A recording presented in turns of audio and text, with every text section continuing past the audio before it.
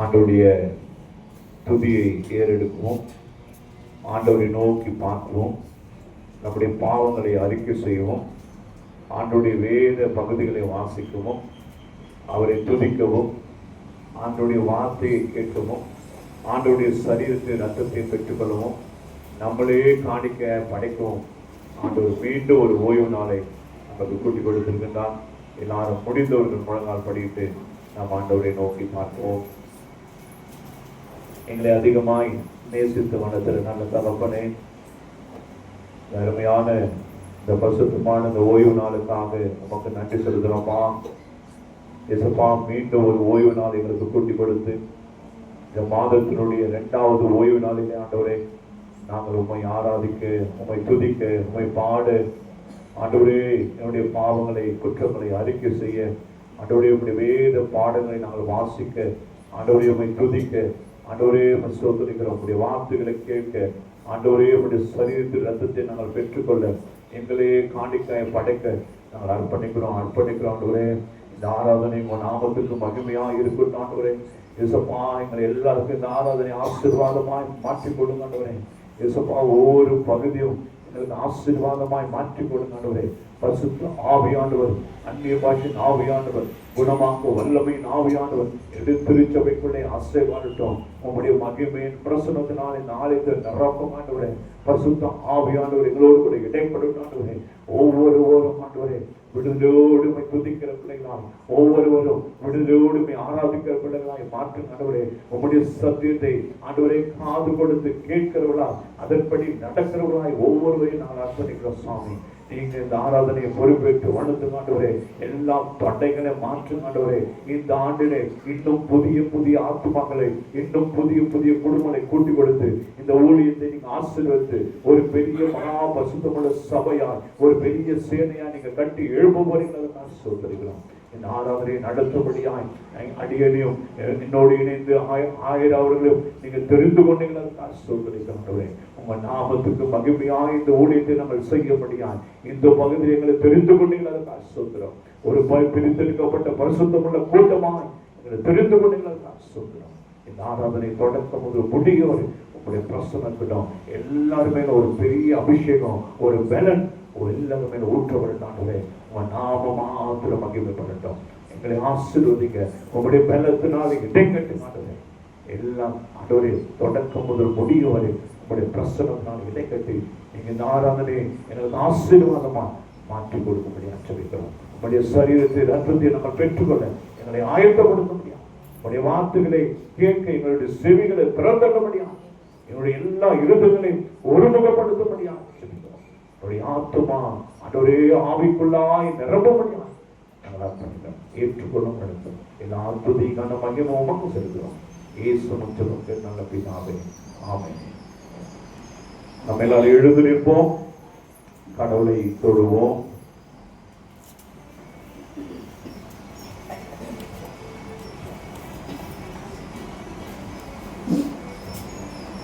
தேவனுடைய நாமத்துக்கு ஸ்தோத்திரம் உண்டாவதாக.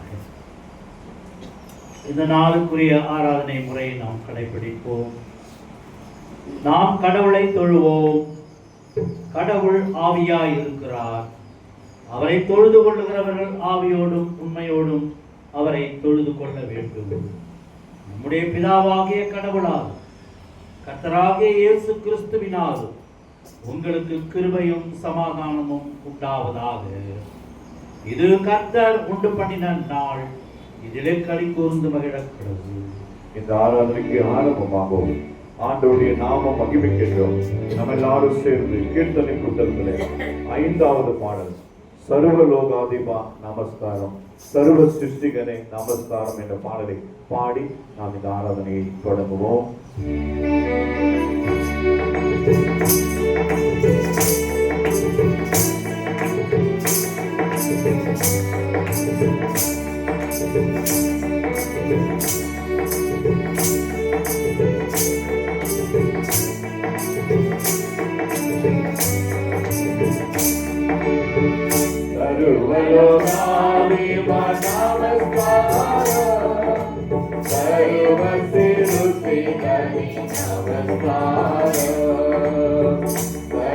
Hello.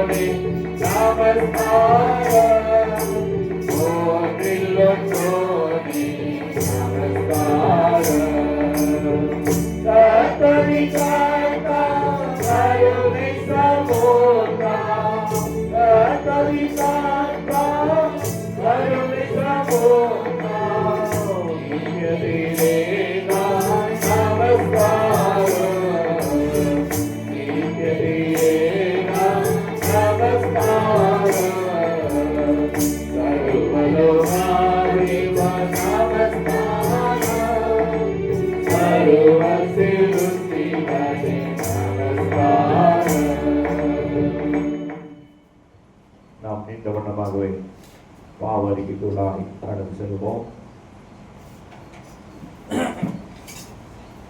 சகோதர சகோதரிகளே, நாம் இப்பொழுது கடவுளுடைய மகா பரிசுத்த வசனத்தை கேட்கவும் ஆண்டவருடைய சரீரத்தையும் இரத்தத்தையும் பெற்றுக்கொள்ளவும் இங்கே கூடி வந்திருக்கிறோம். உத்தம மனஸ்தாபத்தோடும் விசுவாசத்தோடும் அவரிடத்தில் கிட்டி சேர்வதற்காக கடவுளுடைய கிருபையை தேடி முழங்கால் படியிட்டு அமைதியாக நம்மை நாமே சோதனைத்து அறிவோமாக.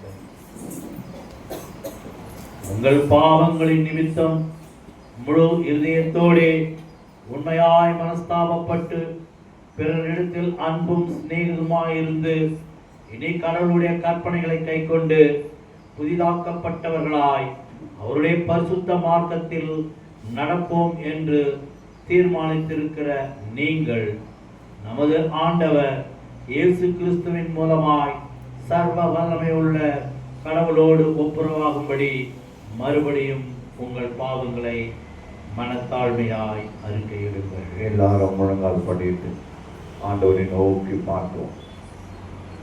ஆண்டவர் பரிசுத்தமுள்ள தேவனாக இருக்கிறபடியால் அவரை ஆராதிக்க வந்திருக்கிற நீங்களும் நானும் பரிசுத்தமுள்ளவனாய் மாற, அவருடைய ரத்தத்தினாலே கழுவப்பட, அவருடைய வார்த்தைகளை கேட்க, அவருடைய சரீரத்தை ரத்தத்தை பெற்றுக்கொள்ள ஆண்டவர் நம்மை பரிசுத்தமாக்க விரும்புகிறார்.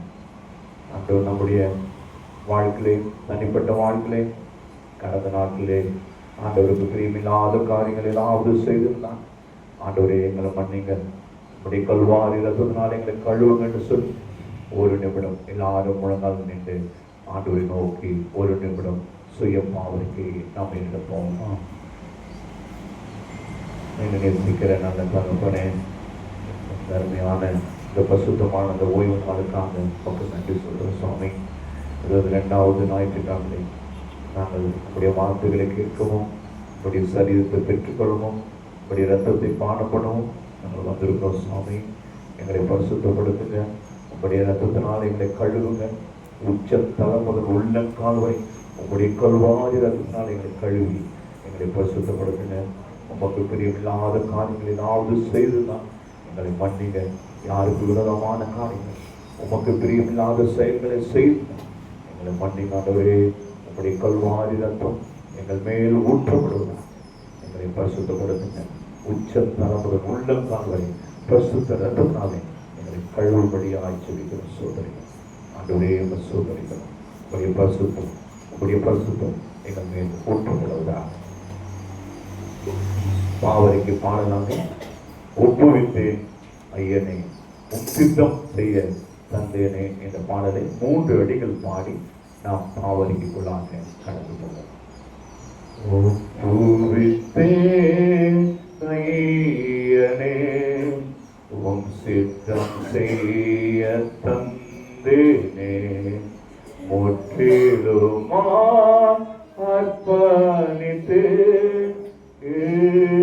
ஏற்றுக்கொள்ளும் இயேசுவே. முற்றிலுமா அர்ப்பணித்து ஏற்றுக்கொள்ளும் இயேசுவே.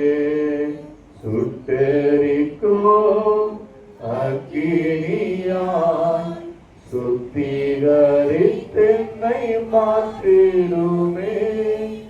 சுட்டெரிக்கும் அக்கினியாய் சுத்திகரித்தென்னை மாற்றிடுமே. ஆவியாத்மா சரீரமே ஆத்தும நேசரை படைக்கிறேன். ஆவியாத்மா சரீரமே ஆத்தும நேசரை படைக்கிறேன். ஒப்புவித்தேன் ஐயனே உம் சித்தம் செய்ய தந்தேனே. முற்றிலுமாய் அர்ப்பணித்தேன் ஏற்றுக்கொள்ளும் இயேசுவே. முற்றிலுமாய் அர்ப்பணித்தேன் ஏற்றுக்கொள்ளும் இயேசுவே. கண்ணீர் கவலை பெறுவதோ கர்த்தர் தம் வாக்காலே தேற்றிடுமே. கண்ணீர் கவலை பெறுவதே கர்த்தர் தம் வாக்காலே தேற்றிடுமே. உலக ஸ்நேகம் பின்னே வைத்தே உறுதியாய் சென்றிடவே. ஒப்புவித்தேன் ஐயனே உம் சித்தம் செய்ய தந்தேனே. முற்றிலுமாய்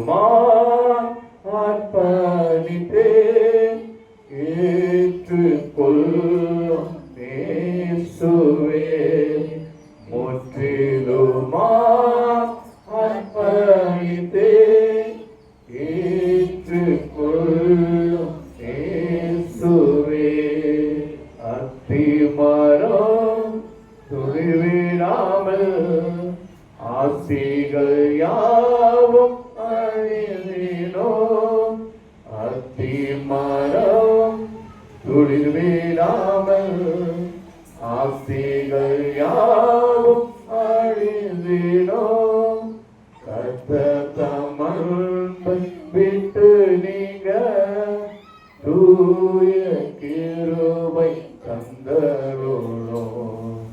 கர்த்தர் தம் அன்பை விட்டு நீங்க தூய கிருபை கிருபை தந்தருளோ ஒப்புவித்தே நையனே உம் சித்தம் செய்ய தந்தேனே முற்றிலுமா அர்ப்பணித்தே ஏற்றுக்கொள்ளும் இயேசுவே முற்றிலுமா அர்ப்பணித்தே ஏற்றுக்கொள்ளும் இயேசுவே. அவருக்கு சொல்லும்போது பின்பாக சொல்லணும். பரமபிதாவே உமக்கு விரோதமாகவும் எங்கள் அயலாருக்கு விரோதமாகவும் பாவம் செய்து அறிக்கைகிறோம். ஒளியில் நடவாமல் இருளில் நடந்து வந்தோம். கிறிஸ்துவின் நாமத்தை சொல்லியும் தீமை விட்டு விலகவில்லை. எங்களுக்கு இறங்க வேண்டும் என்று உங்களை மன்றாடுகிறோம். இயேசு கிறிஸ்து நிமித்தம் எங்கள் பாவங்கள் எல்லாவற்றையும் மன்னியும். உமது பரிசுத்த ஆவியினால் எங்களை சுத்திகரித்து எங்கள் மனசாட்சி உயிர்ப்பித்தருளும். உம்முடைய பரிசுத்த நாமத்துக்கு மகிமை உண்டாகும்படி நாங்கள் இனி புது ஜீவன் உள்ளவர்களாய் உமக்கு ஊழியம் செய்யத்தக்கதாக மற்றவர்களுக்கு மன்னிக்க எங்களுக்கு உதவி புரியும். ஆமென். இயேசு கிறிஸ்துவின் மூலமாய் தம்மிடத்தில் உண்மையாய் மனம் திரும்புகிற யாவருக்கும் அருளப்படுகிற கிருபை நிறைந்த அருள்வாக்கை கேளுங்கள். வருத்தப்பட்டு பாரம் சுமப்பவர்களே, நீங்கள் எல்லோரும் என்னிடத்தில் வாருங்கள், நான் உங்களுக்கு இளைப்பாறுதல் தருவேன். தேவன் தம்முடைய ஒரே பேரான குமாரனை விசுவாசிக்கின்றவன் எவனோ அவன் கெட்டு போகாமல் நித்திய ஜீவனை அடையும்படிக்கு அவரை தந்தருளி இவ்வளவாய் உலகத்தில் அன்பு கூர்ந்தார். பாவிகளை ரட்சிக்க கிறிஸ்து இயேசு உலகத்தில் வந்தார் என்கின்ற வார்த்தை உண்மையும் எல்லா அங்கீகரிப்புக்கும் பாத்திரமானது. ஒருவன் பாவம் செய்வானானால் நீதிபரராயிருக்கிற இயேசு கிறிஸ்து நமக்காக பிதாவினிடத்தில் பரிந்து பேசுகிறவராயிருக்கிறார். நம்முடைய பாவங்களை நிவர்த்தி செய்கிற கிருபாதார பலி அவரே. ஜெபிப்போம். பரிசுத்தமுள்ள ஆண்டவரே, நீர் பரிசுத்தர் பரிசுத்தர் பரிசுத்தர் என்று கிடைவிடாமல் அனுபவத்திலே ஆண்டவரே உம்மை இடைவிடாமல் ஸ்தோத்தரிக்கின்றார்கள். அவ்வண்ணமாகவே எங்களுடைய ஸ்தோத்திரத்தையும் நீர் ஏற்றுக்கொள்ள நாங்கள் வேண்டுகிறோம். இந்த ஓய்வு நாளிலே உம்மை நினைத்தவர்களாக, உம்மை துதிக்கின்றவர்களாக, உம்மை போற்றுகின்றவர்களாக, உம்மை மகிமைப்படுத்துகின்றவர்களாக ஒன்று கூடியிருக்கிறோம் சுவாமி. இந்த நாளிலே ஆண்டவரை எங்களை ஒன்று சேர்த்தமைக்காக நன்றி படைக்கிறோம். இந்த மந்தையின் தலைவராக நீரே இருந்து ஆண்டவரே உமது ஆவியை கொண்டு எங்களை வழி நடத்த நாங்கள் வேண்டுகிறோம். இருக்கின்ற ஆத்மாக்களுக்காகவும் வருகின்ற ஆத்மாக்களுக்காகவும் நாங்கள் நன்றி செல்கிறோம். இந்த கால சூழ்நிலைகள் எங்களை பாதிக்காதபடிக்கு எங்களை பாதுகாக்க நாங்கள் வேண்டுகிறோம். கர்த்தாவே, நல்ல சூழ்நிலையை எங்களுக்கு உருவாக்கி தந்தமைக்காகவும் நன்றி படைக்கிறோம். பெரியவர் முதல் சிறியவரை ஆண்டவரை உண்மை துதிக்க வந்திருக்கிறோம் சுவாமி. எல்லோரையும் நீர் ஆசீர்வதி. எங்கள் பிள்ளைகளுக்கு நீர் தந்த தாளந்துகளுக்காக நன்றி செலுத்துகிறோம் சுவாமி. இந்த ஆராதனை முழுவதுமாக நீர் பொறுப்பேற்று உமது ஆவியாய் கொண்டு எங்களை வழி நடத்த நாங்கள் வேண்டுகிறோம். முற்றிலுமாக நாங்கள் எங்களை தாழ்த்துகிறோம். எங்கள் மத்தியில் வந்து ஆண்டவரே நீர் மகிமைப்பட்டு எங்களை வழி நடத்துகிறார்கள். ஆமென். நாம் எல்லாரும் எழுந்து நிற்போம். வேதத்திலிருந்து 4 வேத பகுதியில வாசிக்க கேட்க போகிறோம். உபாகமும் 7ஆம் அதிகாரம், எபேசியர் 5ஆம் அதிகாரம், சங்கீதம் 5, யோவான் 17ஆம் அதிகாரம். அதற்கு முன்பாக வேத புத்தகத்தை உயர்த்தி ஆண்டவருடைய பாடலை பாடி ஆண்டவருடைய நாமத்தை மகிமைப்படுத்துவோம். வேத புஸ்தகமே, வேத புஸ்தகமே, வேத புஸ்தகமே, விலை பெற்ற செல்வம் நீரே. வேத புஸ்தகமே, விலை பெற்ற செல்வம் நீரே. என்னை எனக்கு காட்டிய நிலைமையை மாற்றி என்னை எனக்கு காட்டிய நிலைமையை மாற்றி உன்னுலகத்தை காட்டி போகும் வழி சொல்வாயே உன்னுலகத்தை காட்டி போகும் வழி சொல்வாயே வேத புஸ்தகமே வேத புஸ்தகமே வேத புஸ்தகமே விலை பெற்ற செல்வம் நீயே வேத புஸ்தகமே விலை பெற்ற செல்வம் நீயே. வாசிக்க தெரிந்து கொள்ளப்பட்ட முதலாம் வேத பாடம் உபாகமம் 7ஆம் அதிகாரம் 1-11 முடிய. உபாகமம் 7ஆம் அதிகாரம் 1-11 முடிய. நீ சுதந்திரிக்கப் போகிற தேசத்தில் உன் தேவனாகிய கர்த்தர் உன்னை பிரவேசிக்க பண்ணி உன்னை பார்க்கிலும் ஜனம் பெருத்த ஜாதிகளாகிய ஏத்தியர், கிர்காசியர், எமோரியர், கானானியர், பெரிசியர், ஏவியர், எபூசியர் என்னும் 7 பலத்த ஜாதிகளை உனக்கு முன்பாக துரத்தி உன் தேவனாகிய கர்த்தர் அவர்களை உன்னிடத்தில் ஒப்பு கொடுக்கும்போது அவர்களை முறியடித்து அவர்களை சங்காரம் பண்ண கடவாய். அவர்களோடு உடன்படிக்கை பண்ணவும் அவர்களுக்கு இறங்கவும் வேண்டாம். அவர்களோடு சம்மதம் களவாயாக. உன் குமார்த்திகளை அவர் குமாரனுக்கு கொள்ளாமலும் அவர்கள் குமார்த்திகள் உன் குமாரனுக்கு கொள்ளாமலும் இருப்பாயாக. என்னை பின்பற்றாமல் அந்நிய தேவர்களை சேவிக்கும்படி அவர்கள் உன் குமாரரை விலக பண்ணுவார்கள். அப்பொழுது கர்த்தருடைய கோபம் உங்கள் மேல் இருந்து உங்களை சீக்கிரத்தில் அழிக்கும். நீங்கள் அவர்களுக்கு செய்ய வேண்டியது என்னவென்றால் அவர்கள் பலிபீடங்களை இடித்து அவர்கள் சிலைகளை தகர்த்து அவர் தோப்புகளை வெட்டி அவர்கள் விக்கிரகங்களை அக்கினியாலே எரித்து போட வேண்டும். நீ உன் தேவனாகிய கர்த்தருக்கு பரிசுத்த ஜனம். பூச்சக்கரத்தில் உள்ள எல்லா ஜனங்களிலும் உன் தேவனாகிய கர்த்தர் உன்னை தமக்கு சொந்தமாயிருக்கும்படி தெரிந்து கொண்டார். சகல ஜனங்களிலும் நீங்கள் திரட்சியான ஜனம் என்றும் கர்த்தர் உங்கள் பேரில் அன்பு வைத்து உங்களை தெரிந்து கொள்ளவில்லை. நீங்கள் சகல ஜனங்களிலும் கொஞ்சமாயிருந்தீர்கள்.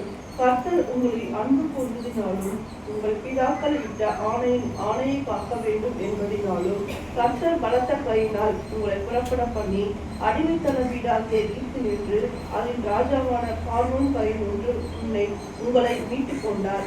ஆகையால் உன் தேவனாகிய கர்த்தரை தேவன் என்றும் தம்மில் அன்பு கூர்ந்து தமது கற்பனைகளை கை கொள்கிறவர்களுக்கு அவர் 1000 தலைமுறை மட்டும் உடன்படிக்கையும் தயவும் காக்கிற உண்மையுள்ள தேவன் என்றும் தம்மை பகைக்கிறவர்களுக்கு பிரதட்சமாக பலனளித்து அவர்களை அழிப்பார் என்றும் தம்மை பகைக்கிறவனுக்கு அவர் தாமதியாமல் பிரத்யட்சமாக பதிலளிப்பார் என்றும் நீ அறிய கடவாய்.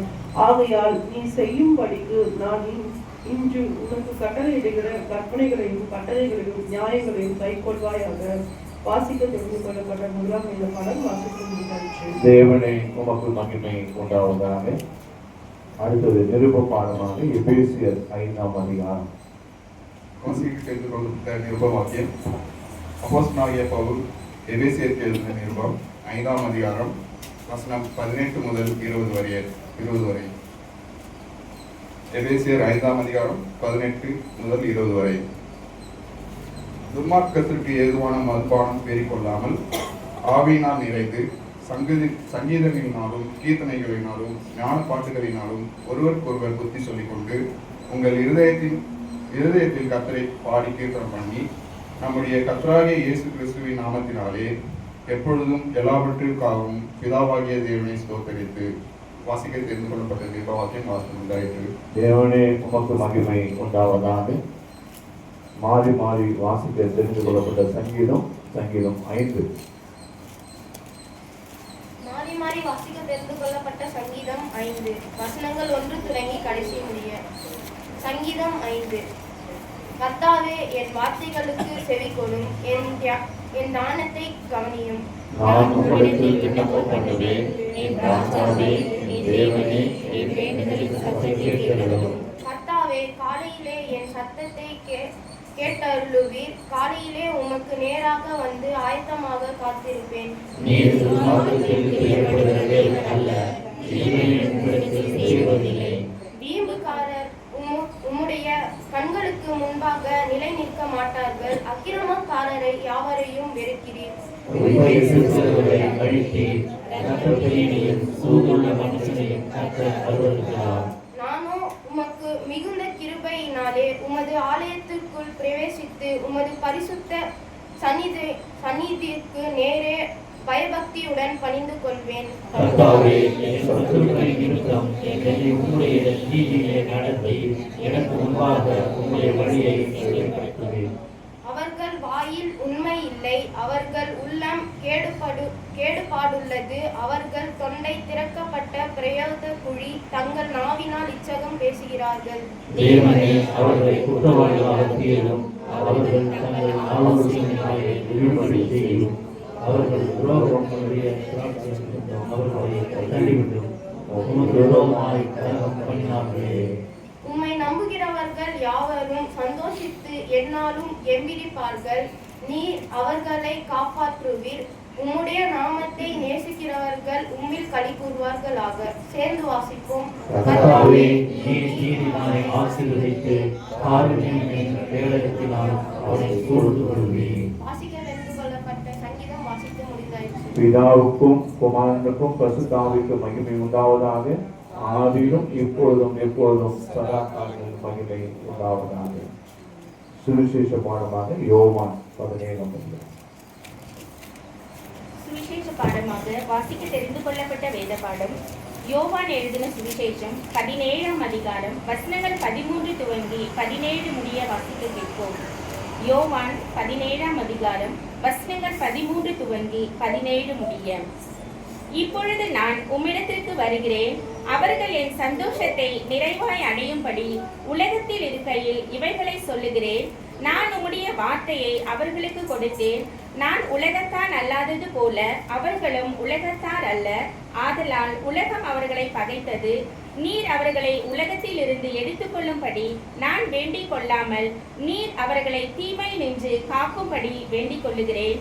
நான் உலகத்தான் அல்லாதது போல அவர்களும் உலகத்தார் அல்ல. உம்முடைய சத்தியத்திலே அவர்களை பரிசுத்தமாக்கும். உம்முடைய வசனமே சத்தியம். வாசிக்க கொடுக்கப்பட்ட வேத பாடம் வாசித்தாயிற்று. கிறிஸ்துவே உமக்கு மகிமை உண்டாவதாக. நாம் நின்ற வண்ணமாகவே ஒரு பாடலை பாடி ஆண்டவருடைய நாமத்தை மகிமைப்படுத்துவோம். சங்கீதம் 150:6 என்ன சொல்றேன்னா, சுவாசமுள்ள யாவரும் கர்த்தரை துதிப்பதாக அல்லேலூயா என்று சொல்லப்பட்டிருக்கிறது. யாருக்கெல்லாம் உயிர் இருக்கிறதோ, ஆத்துமா உயிரோடு இருக்கிறதோ அவர்களெல்லாம் ஆண்டவரை துதிப்பார்கள். கடந்த இரவுல துதி ஆராதனையிலே ஆண்டவருடைய வார்த்தை அப்படிதான் வந்தது. உயிருள்ளவர்கள் கர்த்தரை துதிப்பார்கள், உயிரற்றவர்கள் கர்த்தரை துதிக்க மாட்டார்கள் என்று சொல்லி நேற்று இரவு ஆண்டவருடைய வார்த்தையை நம்ம கேட்டோம். எனவே கடந்த நாட்கள் முழுதும் ஆண்டவர் நம்மை கண்மணி போல பாதுகாத்திருக்கிறார். ஒருவேளை கடந்த வாரம் பாத்தீங்கன்னா அநேகருக்கு அநேக வியாதினால பலவீனத்தினால பாதிக்கப்பட்டு கொண்டிருக்கிறார்கள். ஆனாலும் உங்களை என்னையும் ஆண்டவர் பாதுகாத்து இந்த பரிசுத்தமான ஓய்வு நாளிலே ஆண்டவரை துதிக்க, ஆண்டவரை ஆராதிக்க ஆண்டவர் நம்மை தெரிந்து கொண்டிருக்கிறார்கள். எல்லாரும் யாரும் உட்கார்ந்து இருக்க வேண்டாம். எல்லாரும் வாய்களை திறந்து ஆண்டவர் நம்முடைய வாழ்க்கையில, நம்முடைய குடும்பத்தின் பிள்ளைகளுடைய வாழ்க்கையில நன்மை செய்திருக்கிறார். நாம் உயிரோடு இருப்பது ஆண்டவருடைய சுத்த கிருபை அல்லவா? எனவே ஆண்டவர் காணிக்கை அல்ல, சோத்திர பலியை ஆண்டவர் விரும்புகிறார் பிரியமானவர்களே. எனவே எல்லாரும் சேர்ந்து ஆண்டவருக்கு ஒரு நிமிடம் ஆண்டவருடைய வாழ்க்கையில, என்னுடைய குடும்பத்தின் பிள்ளைகளுடைய வாழ்க்கையில அநேக நன்மையான காரியங்களை செய்தீங்க, அதற்கு நன்றி செய்ய போறீங்க, அதுக்கு நன்றி சொல்லி ஒரு நிமிடம் எல்லாரும் ஆண்டவருக்கு நன்றி செலுத்துவோம். நன்றி ஆண்டவரே, நன்றி ஆண்டவரே, நன்றி ஆண்டவரே, நன்றி ஆண்டவரே, நன்றி அப்பா, நன்றி அப்பா, நன்றி ஆண்டவரே. சோதரிக்கிறோம் மகிமையின் தேவனே சோதரிக்கிறோம். அல்பாவும் உமைகாவும் ஆதியும் அந்தமுமா இருக்கிறவரே, நேற்றும் இன்றும் என்றும் மாறாத தேவனே சோதரிக்கிறோம். கடந்த நாட்களில் அவர் திரும்பி பார்க்கும்போது எத்தனை நன்மைகள் என்னுடைய வாழ்க்கையில செய்திருக்கீங்க. என்னுடைய குடும்பத்தினுடைய பிள்ளைகளுடைய வாழ்க்கையிலே, என்னுடைய திருச்சபையினுடைய பிள்ளைகளுடைய வாழ்க்கையிலே, என்னுடைய அருமையான என்னுடைய தலைமை போதகர்களுடைய வாழ்க்கையிலே எத்தனை நன்மைகள், எத்தனை நன்மைகள், எத்தனை பாக்கியம் நீங்க செய்திருக்கீங்க. சொல்றோம், எத்தனை பலவிடத்துல நீங்க பலனா இருந்திருக்கீங்க, எத்தனை கஷ்டத்திலே நீங்கள் ஆண்டவரே எங்களுக்கு துணையா இருந்திருக்கிறீங்க. நன்றி அப்பா, நன்றி ஆண்டவரே, நன்றி ஆண்டவரே, நன்றி ஆண்டவரே, நன்றி ஆண்டவரே. உம்மை உயர்த்துகிறோம், உம்மை உயர்த்துகிறோம், உம்மை உயர்த்துகிறோம். உம்மை நாமத்தை மகிமைப்படுத்துகிறோம் ஆண்டவரே. உம்மை ஸ்தோத்திரிக்கிறோம். நன்றி நன்றி நன்றி நன்றி ஆண்டவரே, நன்றி ஆண்டவரே, உம்மை ஸ்தோத்திரிக்கிறோம்.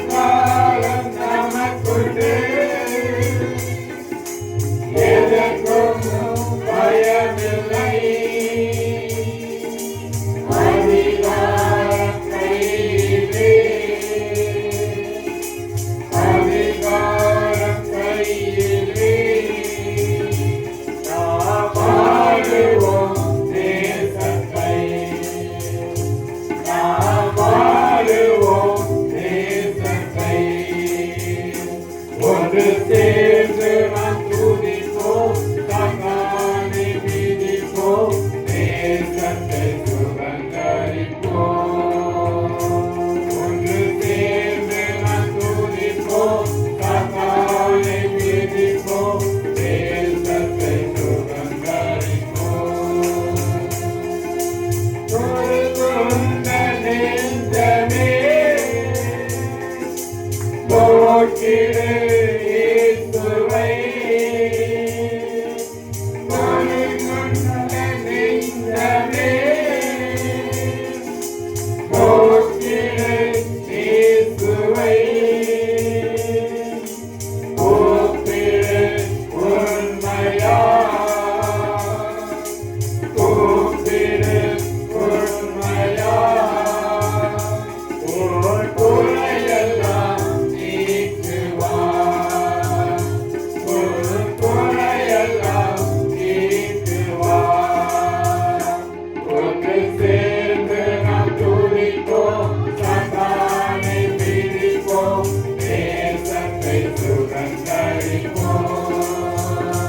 ஒன்று சேர்ந்து நாம் துதிப்போம், சாத்தானை வீழ்த்துவோம், தேசத்தை சுதந்தரிப்போம்.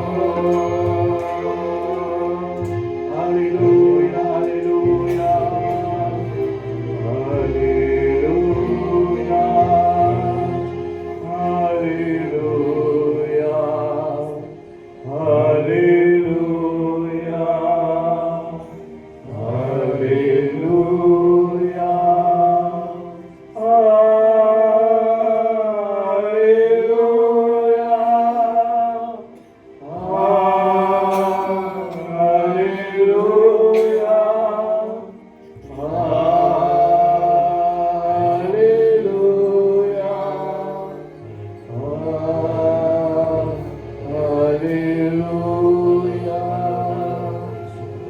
நேற்றும் இன்றும் மாறாத நல்ல கர்த்தாவே, நன்றியோடு துதிக்கிறோம், ஸ்தோத்திரிக்கிறோம். சோதரிக்கிறோம். நாங்கள் நிற்பதும் நிர்மூலமாக கிருபைக்காக நன்றியோடு துதிக்கிறோம் ராஜா. இதோ பாசோத்திரம் எங்கள் பழைய ஆண்டு கழித்து போட்டு புது ஆண்டு தந்திரியதுக்காக நன்றியோடு துதிக்கிறோம். இந்த புது ஆண்டில கூட பாசோத்திரம் ராஜா, உங்களை துதிக்க பாசோத்திரம், உங்களை பாட, உங்களை தொழுது கொள்ள எங்களுக்கு கிருபை கொடுக்கிறதுக்காக நன்றியோடு துதிக்கிறோம். ஒன்று சேர்ந்து நாங்கள் துதித்த சாத்தானை என் கால்கள் நன்றியோடு துதிக்கிறோம் ராஜா. ஆராதனையில பாசோத்திரம் தொடக்கம் முதல் முடிவு பரிந்தும் நீர் எங்களோடு கூட இருக்கணும். தடைப்பட்ட பிள்ளைகள் எல்லாம் சமூகத்தில் ஒப்புடுகிறாஜா. அவர்கள் தடைகள் எல்லாம் மாற்றிய பாசோத்திரம் ராஜா. கட்டுகளிலிருந்து விடுபட்ட பாசோத்திரம் ராஜா. உம்மை விடுதலோடு ஆராதிக்க பாசோத்திரம். உங்களுடைய பாசோத் சந்நிதியில வர கிருபை தரன் மாற்றிருக்கிற சோத்திரம் ராஜா. இந்த ஆராதனையில வந்துவிட்ட பிள்ளைகள் ஒவ்வொருவரையும் பாசோத்திரம் உங்களுடைய அபிஷேகத்துல நிரப்பி வழிநடத்தல் மாற்றிருக்கிறோம். உங்களுடைய சமூகத்தில் ஒப்புகிற ராஜா சோத்திருக்கிறதா. நீர் இல்லாத நாளெல்லாம் நாளாக ஆவியானவரே நீங்க வழி நடத்துகிற ராஜா. எல்லாரும் கரங்களை உயர்த்தி இந்த பாடலை 2 அடி பாடி நாம் ஆண்டவருடைய வார்த்தைக்குள்ளாய் கடந்து போக போகிறோம். ஆண்டவர் இல்லாத வாழ்க்கையே இல்லை. ஒரு நாளும் ஆண்டவர் நம்மோடு கூட இருக்கிறார். பிரியமானவர்களே, இந்த பாடலை பாடி ஆண்டவர் நாமத்தை உயர்த்த போகிறோம்.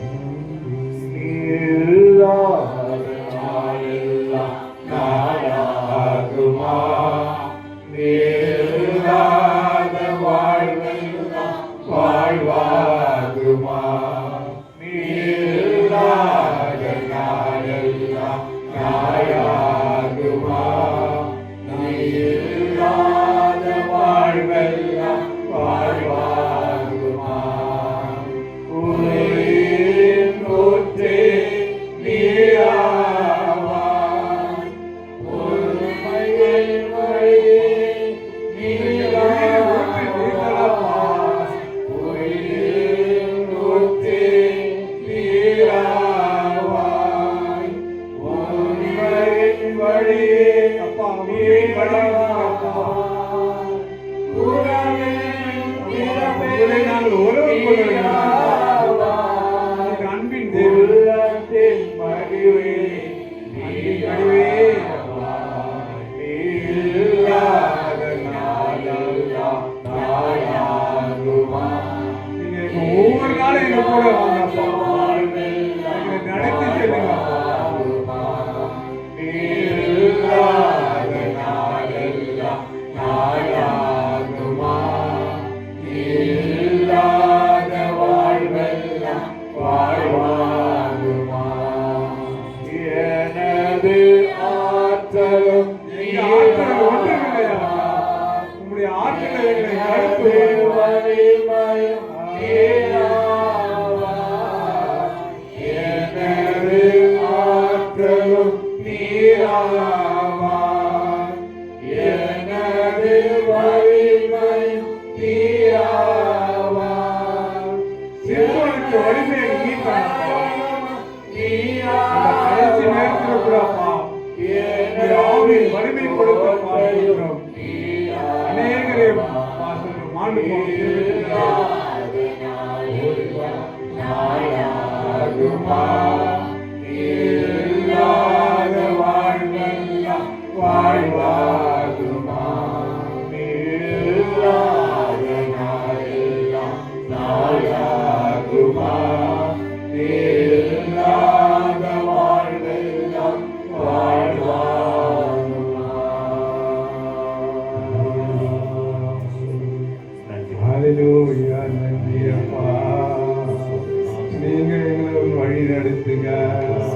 நீங்கள் இல்லாத நாளெல்லாம் நாளாக இருக்கிறாங்க. எங்களை ஒவ்வொரு நாளும் அப்பா நீங்க நடத்தி செல்லுங்கப்பா. எங்கள் கண்ணீர்கள் கவலைகள் எல்லாம் பாசுகிறோம், நாங்கள் மறந்த பாசுகிறோம் ராஜா. நீர் எங்களை நடத்தி சென்ற கிருபைக்காக நன்றி. எங்களை கைவிடாத தேவனே உமக்கு நன்றி ராஜா. இஸ்ரவேலே பயப்படாதே, நான் உன் தேவன் என்று சொன்னவரே. இந்த சிறு கூட்டியப்பா, இந்த சிறு கூட்டம் அப்பா பயப்படாதே என்று சொன்னவரே உமக்கு நன்றி ராஜா. நாங்கள் பயப்பட மாட்டோம்பா. யூதாவின் செங்கோல் ராஜா நாங்கள். ஆவியானவரே நன்றியோடு துதிக்கிறோம். இந்த ஆராதனையில கூட பாசுகிற ராஜா, ஒவ்வொரு உள்ளங்களையும் நீ ஆற்றி தேர்த்து கொண்டிருக்கிற கிருபைக்காக நன்றியோடும். காயப்பட்ட உள்ளங்களை தேற்றுகிறீரே, கண்ணீரை உள்ளங்களை ஆற்றுகிறீரே, நன்றியோடும் துதிக்கிறோம் சோதரி ராஜா. சுகவினத்தில் மத்தியில வந்து இருக்கிற பிள்ளைகளப்பா, நீர் சுகத்தை தந்தீரேப்பா சோதரன், நன்றியோடும் துதிக்கிறோம். ஆவியோடு உண்மையோடு தொழுது கொள்கிறப்பா சோதரி ராஜா. நன்றியோட துதிக்கிறோம். எங்களை சமுத்திரம் ஒப்புடுகிற ராஜா, ஒவ்வொரு பிள்ளையும் சமுத்திரம் ஒப்புடுகிற ராஜா சோதரி ராஜா. உடைய ஊழியக்காரன் சமுத்திரம் ஒப்புடுகிற ராஜா. உடைய ஊழியக்காரன் உடைய வல்லமையாக மறைக்கப்பா சோத்திரம். உடைய வார்த்தையை வெளிப்படுத்த வேணுமா ஜெபிக்கிறோம். திருவிந்து பகுதியும் சமுத்திரம் ஒப்புடுகிறோம். நீரை வழிநடத்த வேணுமா ஜெபிக்கிறோம். இயேசுவின் நாமத்தில் வேண்டுகிற பிதாவே, ஆமென். சபையார் அமரலாம். இந்த நாளிலே ஆண்டோடைய வார்த்தையை நம்மோடு பகிர்ந்து கொள்ளும்படியால் ஆண்டோடைய சரீரத்தையும் ரத்தத்தையும் நாம் பெற்றுக்கொள்வதற்கு முன்பாக ஆண்டோடைய வார்த்தையை நாம் கேட்க போகிறோம். இந்த புதிய வருடத்தினுடைய 2வது ஞாயிற்றுக்கிழமையிலே ஆண்டோடைய வார்த்தையை சொல்லும்படியாக வந்திருக்கிற அருமையான நம்முடைய தலைமை போதகர் ஐயா அவர்களை எல்லாரும் கலந்து தட்டி அன்போடு அவரை வரவேற்போம்.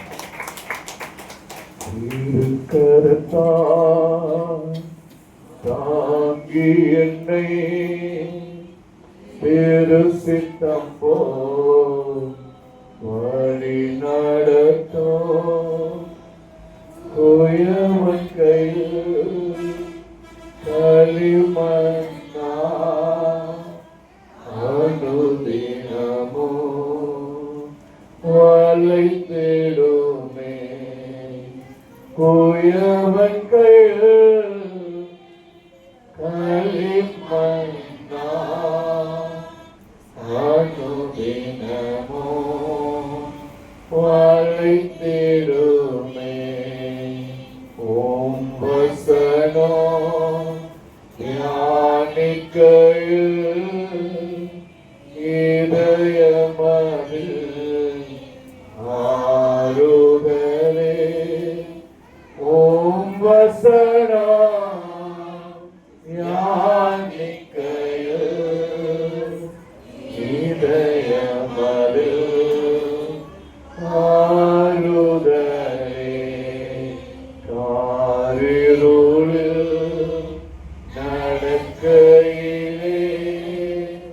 தீபமாக வழி நடத்தும் காரிருளில்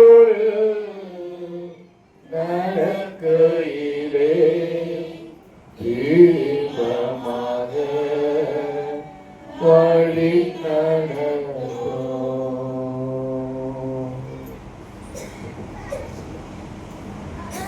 தேவனுடைய நாமத்துக்கு ஸ்தோத்திரம் உண்டாவதாக. புதிய வருடத்திலே 2ஆம் வாரத்திலே அதற்குள்ளாக வந்து நாம் வந்து கொண்டிருக்கிறோம். இந்த வருடத்தின் ஆசீர்வாதங்களை பெற தகுதி உள்ளவர்களாக நாம் இருக்க வேண்டும். ஆனால் இந்த ஓய்வு நாளின் காலை வேளையிலே வந்திருக்கின்ற நம்மை நம் ஆண்டவராகிய இயேசு கிறிஸ்துவின் நாமத்தினாலே உங்களை வாழ்த்தி வரவேற்கிறேன். நாம் ஆண்டவரை தரிசிக்க வந்திருக்கிறோம். வருடத்தின் ஆரம்பத்திலே அவரை தரிசிப்பது மிகவும் நல்லது. ஆண்டவரை தரிசிக்க வேண்டும் என்றால் நாம் எப்படிப்பட்டவர்களாக இருக்க வேண்டும்? அதுதான் என்னுடைய கடைசி. பரிசுத்தம் இல்லாமல் தேவனை தரிசிக்க முடியாது. Be holy. பரிசுத்தமாய் இரு, பரிசுத்தராய் இரு. இதுதான் நமக்கு தெரிந்த காரியங்கள் அநேகம் உண்டு, அர்த்தங்கள் உண்டு. பரிசுத்தம் என்றால் நாம் நினைக்கின்ற பல கோணங்கள், பல அர்த்தங்கள் எல்லாம் உண்மைதான். ஆனால் ஒரு வித்தியாசமான கோணத்திலே ஆண்டவர் பார்க்கிறார். எப்படி பார்க்கிறார்? முதலிலே பரிசுத்தம் என்றால் என்ன பார்த்தோம். யோவான் 17 நீங்க எப்படி இருக்கணும்? யோவான் 17 நீங்கள் எப்படி இருக்க வேண்டும் என்று எது பரிசுத்தம் என்று வாசியுங்கள். உம்முடைய சத்தியத்தினாலே அவர்களை பரிசுத்தமாக்கும். உம்முடைய சத்தியத்தினாலே அவர்களை பரிசுத்தமாக்கும். உம்முடைய வசனமே சத்தியம். அப்படி என்றால் சத்தியமே பரிசுத்தம் இல்லையா?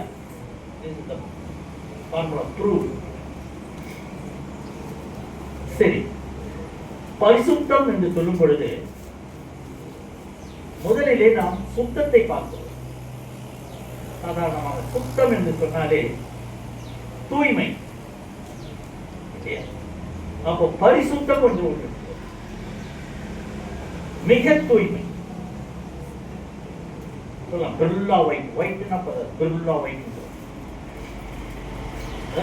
இம்பார்ட்டன்ஸ் கொடுக்கிறோம். அப்போ பரிசுத்தம் என்பது ஆண்டவருக்குரிய. அந்த பரிசுத்தத்தை விளங்கிக் கொள்கின்ற முறைகள் அதிலே கொஞ்சம் வித்தியாசம். ஏனென்றால் இன்றைக்கு வேறு ஒரு கோணத்திலே நாம் பார்க்கிறோம். திருச்சபை தொடங்கிய காலத்திலே, அந்த காலம் முதல் இன்று வரை கிறிஸ்தவ வாழ்க்கையிலே இன்றியமையாத ஒரு குணம், ஒரு மையப்பொருள் என்றால் அது பரிசுத்த வாழ்க்கை இல்லையா? ஒரு கிறிஸ்தவன் என்று சொல்லும் பொழுது அவள் பரிசுத்தமானவள், அவள் பரிசுத்த வாழ்க்கையை வாழ்கின்றவள், ஒரு முத்திரையை குத்துகிறார்கள். அதற்கு நான் தகுதியா? என்னுடைய நடை, உடை, பாவனை எல்லாவற்றிலுமாக நான் ஆண்டவரை பிரதிபலிக்க வேண்டும். ஏனென்று கேட்டால் அவர் பரிசுத்தமானவர். அவர் பரிசுத்தமாய் இருப்பது போல நாமும் பரிசுத்தமாய் இருக்க வேண்டும் என்று அவர் விரும்புகிறார், நாமும் விரும்புகிறோம். ஜான் வெப்ஸ்டர் என்ற ஒரு இறையாளர் அவர் என்ன சொல்லுகிறார்? பரிசுத்த வாழ்க்கை என்பது பிதா, குமார், பரிசுத்த ஆவியை அவர்களுடைய நிலையை அறிந்து மூவர் ஒருவரே. நம்மளுடைய இறையாண்மை, நம்மளுடைய தியாலஜி என்ன என்று சொன்னால் ட்ரினிட்டி. இது பிதா, குமார், பரிசுத்த ஆவியான மூவரும் ஒருவரே. அதுதான் ட்ரினிட்டி. இந்த மூவரும் ஒரே நிலையில் இருக்கிறார் என்பதை அறிந்து கொள்வதற்காக பரிசுத்தம் தேவைப்படுகிறது. என்னுடைய கோணம் வேறமாக போகிறேன், நன்றாக இது ஒரு தியாலஜி பாயிண்டாக நான் போறேன், நீங்கள் பின்பற்றி வாருங்கள் தயவு செய்து. ஏனென்று விட்டால் பரிசுத்தம், பரிசுத்தாவிக்கெல்லாம் பல டெஃபினிஷன் நம்ம கொடுத்து வாழ்ந்துட்டு இருக்கோம். ஆண்டவர் எதிர்பார்க்கின்ற காரியங்களை நாம் விளக்க ஆசைப்படுகிறோம். அதை அன்பின் மூலமாக அனுபவிக்க வேண்டும். பரிசுத்தத்தை ஆண்டவர் பரிசுத்தத்தை நமக்கு தர விரும்புகிறார். எதன் மூலமாக? தன்னுடைய அன்பின் மூலமாக காட்ட விரும்புகிறார். எந்த அளவுக்கு? இப்படியா சொல்லுவாங்கல்ல, எவ்வளவு என்னை நேசிக்கிறாய், எவ்வளவு நேசிக்கிறாய், அதை நம்ம என்ன சிலுவை வருகிறோம், இப்படி கை காமிக்கிறோம். கிழக்குக்கும் மேற்கு எவ்வளவு தூரமோ, வானத்துக்கும் கீழே எவ்வளவு தூரமோ எல்லா தூரமும் அந்த அன்பை காட்டுகிறோம். அவர் சிலுவை பரியந்தம் காட்டினார், முன்மாதிரியாக காட்டினார். தன்னுடைய அன்பை, பரிசுத்தத்தை அவர் விட்டு வைத்து போயிருக்கிறார். அந்த பரிசுத்த ஆவி நமக்கு வழிநடத்தும். ஆனால் பரிசுத்தம் என்று சொல்லும் பொழுது பரிசுத்தராய் திகழ்வது கடவுளின் முதன்மையான ஒரு பண்பாக காணப்படுகிறது. கடவுளுடைய பண்பு அவருக்கு பண்பு என்று சொன்னால் அது பரிசுத்தம், அவருடைய குணம் என்று சொன்னால் அது அன்பு. கொஞ்சம் வழங்கி கொண்டு வாருங்கள். அந்த பண்பையும் குணத்தையும் நம்மிடத்தில் வைக்கிறார். என்னுடைய சமாதானத்தை நான் உங்களுக்கு வைத்துக் போகிறேன். அன்பு அது குணம், பரிசுத்தம் அது பண்பு. இப்போ இவை இரண்டும் ஒரே நிலைப்பாட்டில் நம்மிடத்தில் வந்து செல்கிறது. புரிந்து கொள்ளும். அப்படி என்றால் இந்த இரண்டு பண்பும் குணமும் சேர்ந்து நம்மை செயல்பட வைக்கிறது. நீ இது நடக்கிறாய் என்று சொன்னால், ஒரு கிறிஸ்தவ வாழ்க்கையிலே ஒரு குடும்பம், ஒரு தனிப்பட்ட ஆள் ஒருவர் நடக்கிறார் என்று சொன்னால் அவரிடத்தில் பண்பும் குணமும் இருக்க வேண்டும், பரிசுத்தமும் அன்பும் இருக்க வேண்டும், இரண்டரை கலந்து இருக்க வேண்டும். இது பரிசுத்த சபை என்று சொல்லி, பரிசுத்தம் என்றால் வெண்மை, தூய்மை என்று சொல்லி ஆடையிலே மட்டும் இருப்பார். வெள்ளை வெள்ளையா, வெள்ளை சட்டை, வெள்ளை பேண்ட், வெள்ளை சாரி, இது வெளிப்புற வெண்மை. பரிசுத்தம், உள்ளான பரிசுத்தத்தை பார்த்து இவைத்தான் நாம் புரிந்து கொள்ள வேண்டியது. ஏன் பின்னால் நாம் வருகிறோம்.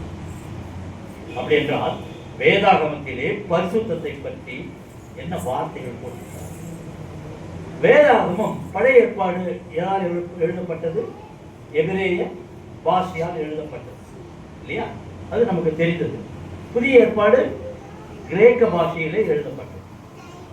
இந்த இரண்டு பாஷைகளையும் அறிந்து ஒரே புத்தகமாக தமிழிலே, ஆங்கிலத்திலே, பல மொழிகளிலே கொடுத்திருக்கிறார். மொழி மாற்றம் செய்யப்படும் பொழுது சில காரியங்கள் மாறலாம். நீங்க பைபிளை முதல்ல பார்த்தோம்னா எபிரேய மூல பாஷையிலிருந்து மொழிபெயர்க்கப்பட்டது. அது அந்த காலம். இதை முதலாவதாக நமக்கு தந்தவர் மிஷினரிகள் வந்து தமிழ் கற்றுக்கிட்டு அதில் புலமை வாய்ந்து அதில் இலங்கையில் ஒருத்தரை பிடிச்சி, ஒரு ஆறுமுக நாவலர் ஆளை பிடிச்சி அவருக்கு இதை கற்றுக் கொடுத்து இதையும் கற்று அவர் டிரான்ஸ்லேட் பண்ணி அவர் எழுதிய புத்தகமாகத்தான் நமக்கு பைபிள். இந்த நூற்றாண்டிலே அதிகமாக இந்த காரியங்களிலே வடச்சொற்கள், சமஸ்கிருதம், மற்ற மொழிகள் எல்லாம் கலந்திருக்கிறது என்று சொல்லி முக்கியமாக எல்லாம் தமிழாக்கம் செய்ய வேண்டும் என்று ஒரு நூற்றாண்டுகளாக நமக்கு வேற ஒரு புத்தகம். ஆனால் நமக்கு அதை இந்த ஜெனரேஷன் படித்து புரிந்து கொள்வதற்கு தூய தமிழ் படாத பாடுபடும். சில கோயில்களில் பார்க்கிறோம், இது ஆகம விதிபடி கட்டியிருக்கிறோம், ஆகம விதிப்படி வழி நடத்துகிறோம், வழிபாட்டு முறையை நடத்துகிறோம். ஆகம வழிபாடு நமக்கு அதைத்தான் தந்திருக்கிறோம். ஆதி ஆகமம், லேவியராகமம் வரைக்கும் 5 ஆகமங்களை கொண்டது. ஆகமம் என்றால் நெறிமுறைகள், வாழ்க்கை நெறிமுறையோடு ஆண்டவரோடு உறவாடுவது எப்படி என்ற நெறிமுறைகள். அப்பொழுது எழுத்து இல்லை. அதனால் என்ன செய்வார்கள்? அப்படியே பாரம்பரியமாக மனப்பாடம் பண்ணி வருவார். மோசே காலத்திலே தான் அது எழுதப்பட்டது. அந்த 5 ஆகமங்கள் யார் எழுதியது என்று சொன்னால் ஆவியினால் நிரப்பப்பட்டு மோசே எழுதினார். இது நமக்கு தெரியும். அப்போ ஆகம விதிப்படி நியாயப்பிரமாணம் என்ற வார்த்தையை போட்டார். கட்டளைகள் என்று போட்டார். 10 கட்டளைகள். டிரான்ஸ்லேஷன் சொல்லுங்க. நியமங்களும் நியாயங்களும் வரும். நியாயப்பிரமாணம் 10 கட்டளைகள் தான் 613 சட்டங்களாக வந்தது. திருச்சட்டம் என்று நான் சொல்லுவேன். இவை எல்லாம் எதற்காக விளக்குகிறேன் என்று சொன்னால், எபிரேய வார்த்தை பரிசுத்தத்திற்கு காதேஷ் என்று சொல்லுங்கள். எபிரேய வார்த்தை எதுக்கு? பரிசுத்தத்திற்கு. ஆனால் கிரேக்கத்திலே, பழைய ஏற்பாட்டிலே பரிசுத்தம் என்று எங்கெல்லாம் வருகிறதோ அங்கெல்லாம் எபிரேய வார்த்தை என்ன வரும்? காதேஷ் என்று வரும். அதே புதிய ஏற்பாடு கிரேக்கத்திலே எழுதுகிறார்கள், ஆனால் 3 வார்த்தைகளை பயன்படுத்துகிறார். அகியாஸ், கெலியாஸ், சொட்டாரியா. இது கிரேக்க வார்த்தை. இந்த 3 வார்த்தைகளும் கிரேக்க வார்த்தைகளாக 3 நிலைகளிலே அவை பயன்படுத்தப்படுகிறது புதிய ஏற்பாட்டில். அப்போ 3 டிஃபரண்ட் மீனிங். சில இடங்கள் எப்படி கொடுக்கும், சில இடங்கள் எப்படி கொடுக்கும், சில இடங்கள் எப்படி கொடுக்கும் இல்லையா? நமக்கே சில ஏப்பா ஒரு அடி பாடு அப்படிங்க. ஒரு அடி பாடுன்னா என்ன? இப்ப ஆளுக்கு ஒரு அடி கொடுப்பான். அந்த ஒரே அடிக்கு எத்தனை மீனிங்? ஒரு அடியோட நான் அடிச்சேன்னா அந்த அடி. இப்போ அடி என்ற வார்த்தை தமிழில் இருந்தாலும் பலவிதமான அர்த்தங்களை கொடுக்கின்ற நிலைப்பாடுகளிலே இருக்கு. கிரேக்க வார்த்தை இந்த 3 சொன்னேன் இல்லையா, அகியாஸ், கெலியாஸ், சொட்டேரியா. இந்த 3 கிரேக்க வார்த்தைகளும் பல நிலைகளிலே பரிசுத்தம் என்ற வார்த்தை பவுல் பயன்படுத்துகிறான். சுவிசேஷத்திலே வருகின்ற அந்த சீஷர்கள் பயன்படுத்துகிறார்கள், ஆண்டவர் பயன்படுத்துகிறார். அந்த 3 விதமாக நான் பிரிக்கிறேன். பரிசுத்தம் என்பது கடவுளுடைய தூய்மை. கடவுளுக்கு இருக்கின்ற பரிசுத்தம் வேறு. அதை உன்னோட பரிசுத்தத்திலே அதை இணைக்க முடியும். கடவுளின் பரிசுத்தம் ஒன்று. இரண்டாவதாக அது நேரத்தை குறிக்கும், இடத்தை குறிக்கும், பொருளை குறிக்கும், இவைகளை சார்ந்ததாக இருக்கும் அந்த பரிசுத்தம் என்கிற வார்த்தை. மூன்றாவதாக அந்த பரிசுத்தம் எதை குறிக்கிறது என்று சொன்னால் அறம். அறம் செய்ய அறம். அறம்னா நீங்க உட்காந்து இந்த அறம் ஐயர் அறம் சொல்லிட்டு அறம் போட்டுட்டு இருக்காங்க சொல்லாது. அந்த அறம் வேற, அந்த ராக அறம், ஒழுக்கம், மீட்பு மற்றும் ஆன்மீகம். இந்த அர்த்தத்தை, இந்த மீனிங், இந்த நிலைப்பாட்டில் காணப்படும் புதிய ஏற்பாட்டில். அந்த பரிசுத்தம் என்கிற வார்த்தை அறம், ஒழுக்கம், மீட்பு, ஆன்மீகம் இவைகளை குறிக்கின்ற வார்த்தைகளாக. அப்படி என்றால் இந்த காலகட்டத்திலே கடவுளினுடைய தூய்மையை நாம் அறிவோம். அது பரிசுத்தம். அந்த சுத்தம் பரிசுத்தம் வேறு. அதுக்கான முயற்சி நாம் சேர்க்கிறோம். சில இடங்களை பற்றியும் சில நேரங்களிலும் சில பொருள்களிலும் கொடுக்கும், அதுவும் வேறு. ஆனால் செயல்பாட்டில் நாம் வருகிறோமே, இப்பொழுது செயல்படுத்திக் கொண்டிருக்கிறோமே, அதில் அறம் இருக்க வேண்டும். அறம் என்றால் நெறிமுறைகள். நீ செயல்படுத்துகின்றாயே காரியங்கள், அதிலே ஒழுக்கம் இருக்க வேண்டும். நீ ஒரு செயல் செய்தாயானால் அதில் மீட்பு, ரட்சிப்பு இருக்க வேண்டும். அதில் ஆன்மீகம் இருக்க வேண்டும். என்னையா இது அர்த்தம்? ஒழுக்கத்தை பத்தி நமக்கு தெரியும். நீதி நெறி தவறாத ஒரு வாழ்க்கை, தீய வாழ்க்கை இல்லாத நல்ல வாழ்க்கை, இவையெல்லாம் ஒழுக்கத்தின் அடிப்படை. மீட்பு, ஆண்டவர் செய்த பரிசுத்தம் என்னவென்றால் அதுதான் மீட்பு, ரட்சிப்பு, விடுதலை. எங்கிருந்து வருகிறார் ஆண்டவர்? எகிப்தில் தொடர்ந்து முதலே விழுப்பு. அது நம்ம சும்மா இங்கிருந்து எடுத்துக்கலாம். அடிமையாய் 430 ஆண்டுகள் அடிமையாக இருந்தாய். உனக்கு என்ன தருகிறார்? ஒரு விடுதலை தருகிறார், ஒரு மீட்பை தருகிறார். 40 ஆண்டுகள் வழி நடத்துகிறார் வனாந்தரத்தில். 630 ஆண்டுகள் ஆண்டவரையே நீ மறந்து விட்டாய். போன குடும்பங்கள் 70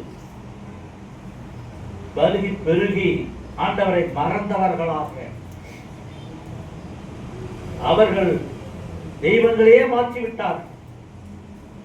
எகிப்தியர்கள் என்ன வழிபாடுகளை செய்து வந்தார்களோ அந்த வழிபாட்டையே இவர்களும் கைக்கொண்டார்கள்.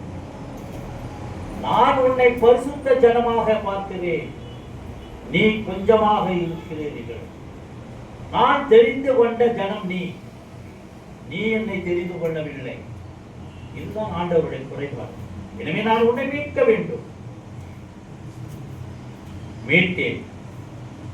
வனாந்தரத்திலே உங்களை ஏன் 40 ஆண்டுகள் நடத்தினேன். நீ பண்படுவாய், என்னை அறிந்து கொள்வாய், நான் இருக்கிறவராக இருக்கிறேன் என்று நீ அறிந்து கொள்ள வேண்டும் என்று அவர் செயல்படுத்தினார். இதுதான் செயல்பாடாக இருக்க வேண்டும். நீ ஒரு செயல்படுத்தினால் அது ஒரு மீட்பு இருக்க வேண்டும். நீ ஏதாவது செயல்படுத்தினால் அதிலே ஒரு விடுதலை யாருக்காவது கொடுக்க வேண்டும்.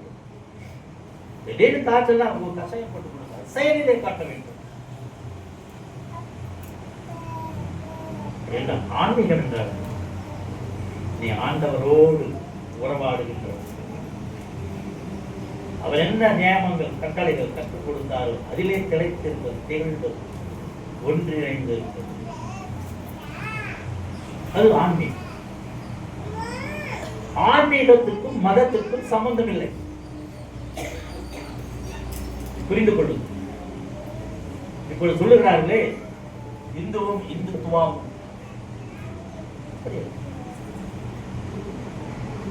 மத வெறி. ஆன்மீகம் அப்படியே லயித்திருக்கு, ரம்யமாக காணப்படும். யாருக்கும் தீங்கு நினையாது, சகலத்தையும் தாங்கும். அதுதான் ஆன்மீகம். இப்போ அறம், ஒழுக்கம், மீட்பு, அதாவது விடுதலை அல்லது ஆன்மீகம், இவர்களின் அடிப்படையாகத்தான் திருச்சபை அமைந்திருக்க வேண்டும். குடும்பம் அமைந்திருக்க வேண்டும், தனி வாழ்க்கை அமைந்திருக்க வேண்டும். ஒரு தனிப்பட்டவன் ஒரு வாழ்க்கை வாழ்கிறான் என்றால் இவைகளின் அடிப்படையில் வாழ வேண்டும். தனி மனிதன் மாறிவிட்டால் உலகம் மாறிவிடும். அப்போ பரிசுத்தம் என்ற சொல்லுக்கு பல புரிதல்கள் இருக்கிறது. அந்த பல புரிதல்களிலே பரிசுத்தராய் திகழ்வது என்பது மூன்றாவதான பொருள். இந்த கண்ணோட்டத்தில் தான் இந்த வசனத்தை நாம் இப்பொழுது பார்க்கிறோம். உபாகமும் இப்ப நீங்க படிச்சிட்டீங்க. யார் படிச்சது? படித்தோம், கவனிச்சிருப்பீங்க. இப்ப இந்த கண்ணோட்டத்தில் இப்ப நான் இவ்வளவு முன்னுரையாக கொடுத்திருக்கிறேன். இந்த கண்ணோட்டத்திலே இப்பொழுது படிக்கும் பாடணும். என்ன பண்ணோம்? சாத்தானை மிதிப்போம், இயேசு நல்லவர். அடுத்தது அந்த லைன், ஒன்று சேர்ந்து நாம் துதிப்போம். அப்புறம் தான் சாத்தான். ஒன்று கூடினால் தான் நீ சாத்தானை மிதிக்க முடியும். தனிப்பட்ட முறையிலே சாத்தானை முடியாது. அதுக்காக தான் சபை கூடுகிறது. வாருங்கள் சபைக்கு, ஒன்று கூடுவோம், சாத்தானை மிதிப்போம். பிறகுதான் ஆண்டவருடைய ராஜ்யத்தை சுதந்திரிப்போம். ராஜ்யம் என்பது ஆண்டவருடைய ராஜ்யத்தையும் குறிப்பிடுகிறது, நம் தேசத்தையும் குறிப்பிடுகிறது. இப்போ நீங்க படிக்கிறோம், நீ சுதந்திரிக்கப்படும் போகிற தேசத்திலே, அப்படி என்றால் சாத்தானை மிதிக்க வேண்டும், ஒன்று சேர வேண்டும். 40 ஆண்டுகள் ஒன்று சேர வைத்தார். That generation was not entered into Canaan.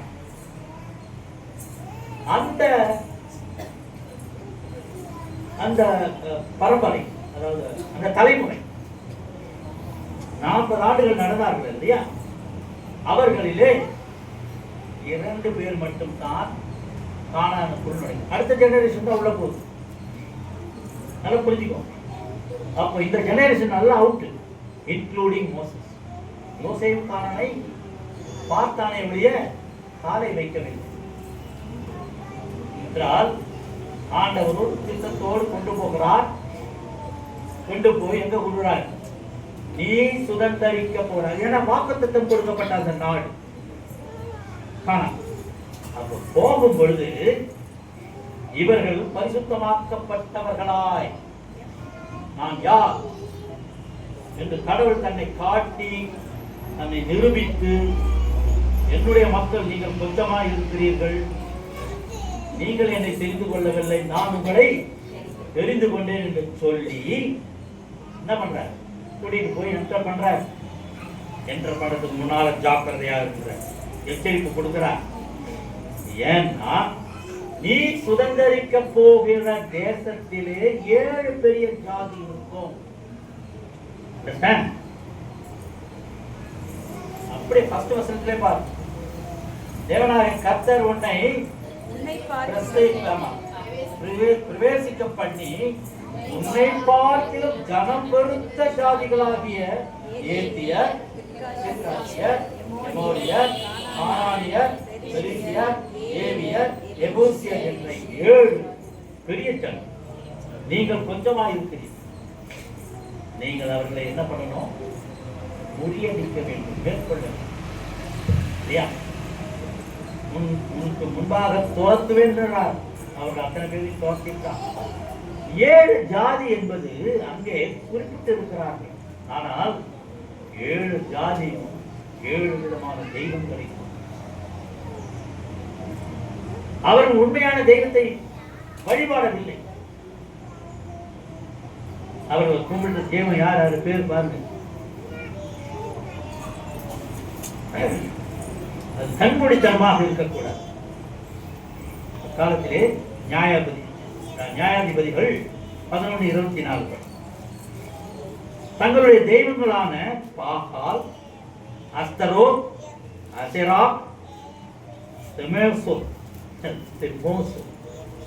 இந்த மாதிரியான தெய்வங்களை அவர்கள் வணங்கி வருகிறார்.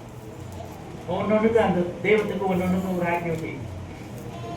2வது நியாயாதிபதி 16:23 பார்த்தோம்னா தாக்கோன், இஸ்கார் என்ற தெய்வங்களும் இருக்கிறார்கள். நியாயாதிபதி குறிச்சுக்கோங்க, அப்புறம் பார்க்கிறோம். வேகம் நியாயாதிபதி 13:23, நியாயாதிபதி 11:24. இதெல்லாம் அந்நிய தேவர்களோட பேர் தேவையில்லை நமக்கு. பட் அந்நிய தேவர்களோட பேர்களை தெரிஞ்சு இந்த இஸ்காரும் தாக்கோனும் குழந்தைகளை பலியிட, நரபலியிட கேட்கிறார்கள். எந்த தெய்வம் நரபலி கேட்கும்? இவர்கள் அப்பேற்பட்ட வழிபாட்டிலே இருக்கிறார்கள். குழந்தைகளை பலியிடுதல், பெண்களை அச்சமுற்றி தவறான பாதையிலே அவர்களை கொண்டு செல்லுதல், பாலியல் வன்புணர்வு, இவையெல்லாம் துன்புறுத்துகின்ற ஒரு கடவுளை வழிபட்டுக் கொண்டிருக்கிறார். அப்படி என்றால் துன்புறுத்துதல், கொடுமைப்படுத்துதல், அடிமையாக வைத்திருத்தல், வறுமையாக வைத்திருத்தல், இவை எல்லாம் மேற்சற்று மக்கள் வைத்திருந்தார்கள். இன்றைய சூழ்நிலையில் அப்படியே நாங்கள் பொருத்தி பார்த்துக் கொண்டே வாங்க, சொல்ல வேண்டிய அவசியம் இல்லை. மேற்சற்று மக்கள் என்று தங்களை சொல்லிக் கொண்டிருக்கிறவர்கள் 3% இருக்கிறவர்கள் 97% ஆள வேண்டும் என்று சொல்லி இவைகளை எல்லாம் திணிக்கிறார்கள். இந்த சூழ்நிலையில் தான் கடவுள் தெரிந்து கொள்ளப்பட்ட, பிரித்தெடுக்கப்பட்ட இஸ்ரவேல் ஜனங்கள் உள்ளே நுழைகிறார். நாம் இவர்கள் மத்தியில் தான் நாம் நுழைந்திருக்கிறோம். நாம் எப்படிப்பட்ட வாழ்க்கையை நாம் வாழ்ந்து கொண்டிருக்கிறோம்? பிரித்தெடுக்கப்பட்டவர்களாக, தெரிந்து கொள்ளப்பட்டவர்களாக நாம் வாழ்ந்து கொண்டிருக்கிறோம். நம்முடைய பரிசுத்த குலைச்சலை அடைய வேண்டாம், பயப்பட வேண்டாம். அவர்கள் பெரிய ஜாதிகள், வேறு அந்நிய தேவர்களை வணங்குகின்றவர்கள். பயப்பட வேண்டாம். உங்களுக்கு முன்பாக அவர்களை நான் துரத்துவேன்.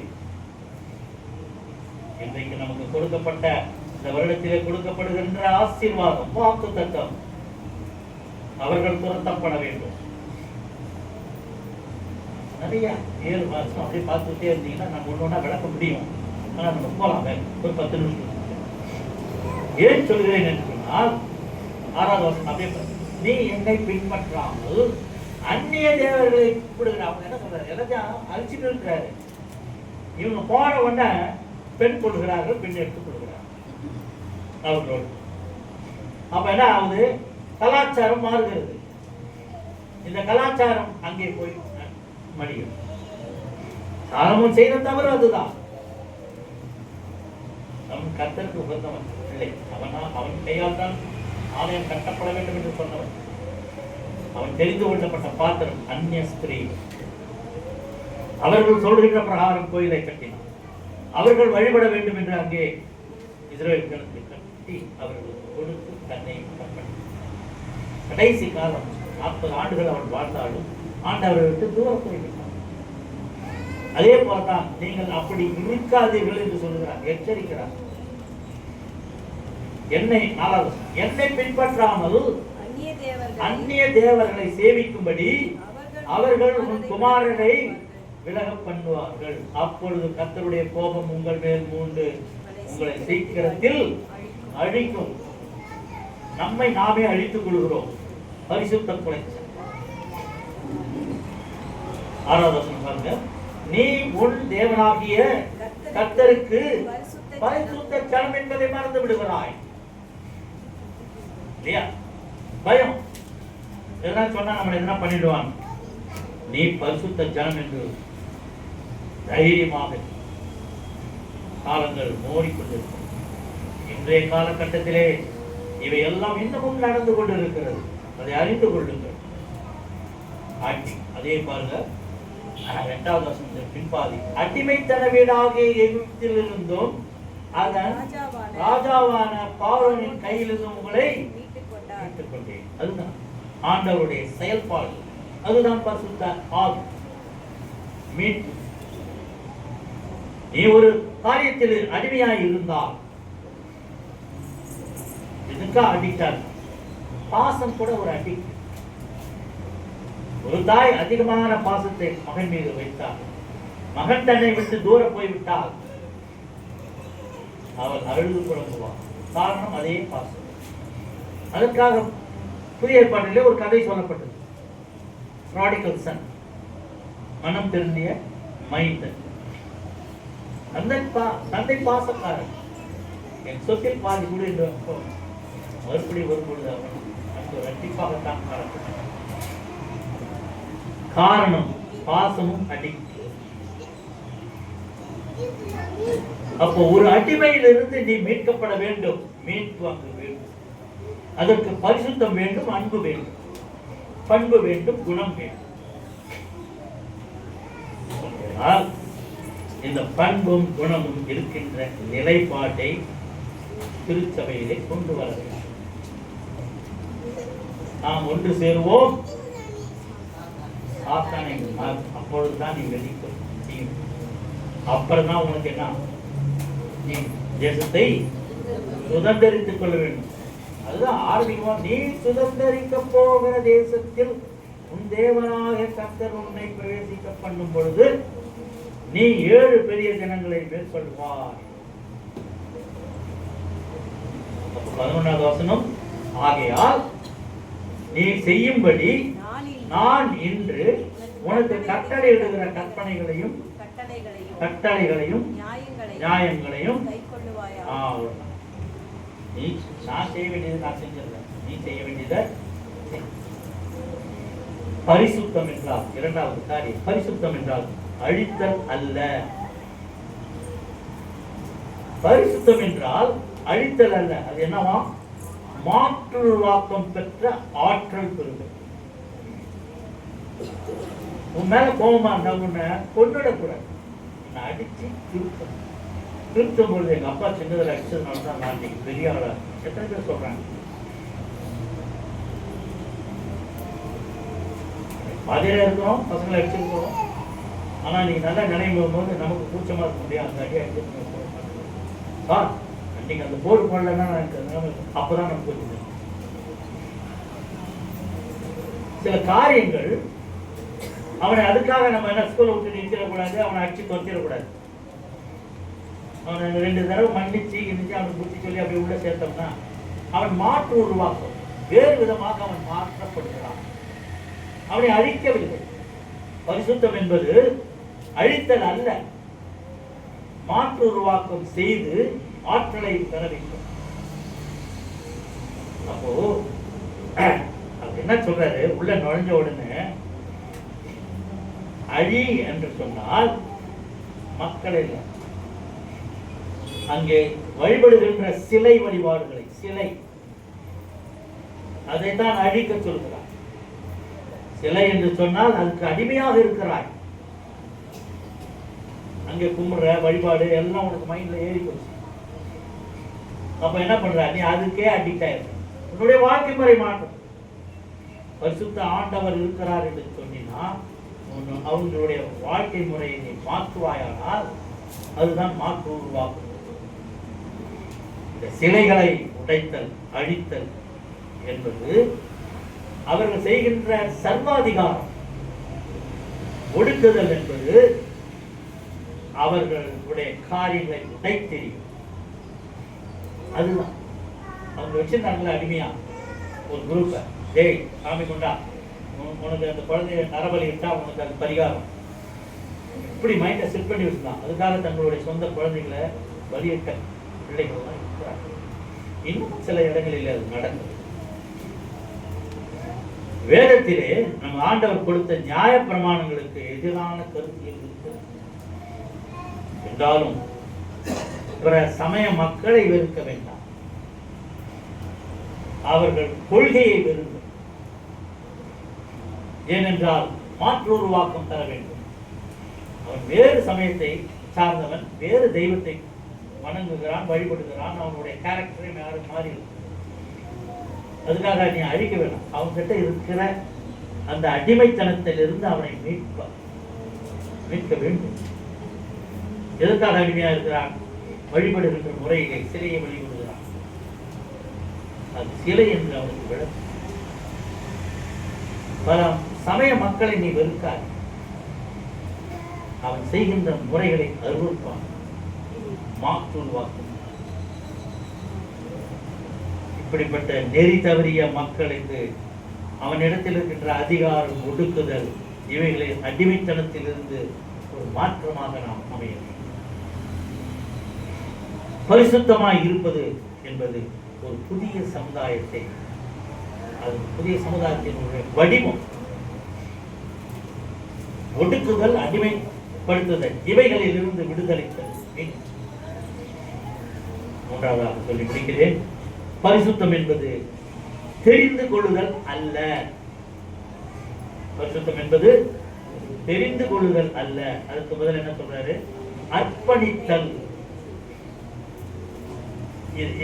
ஒரு கதையோடு சேர்ந்து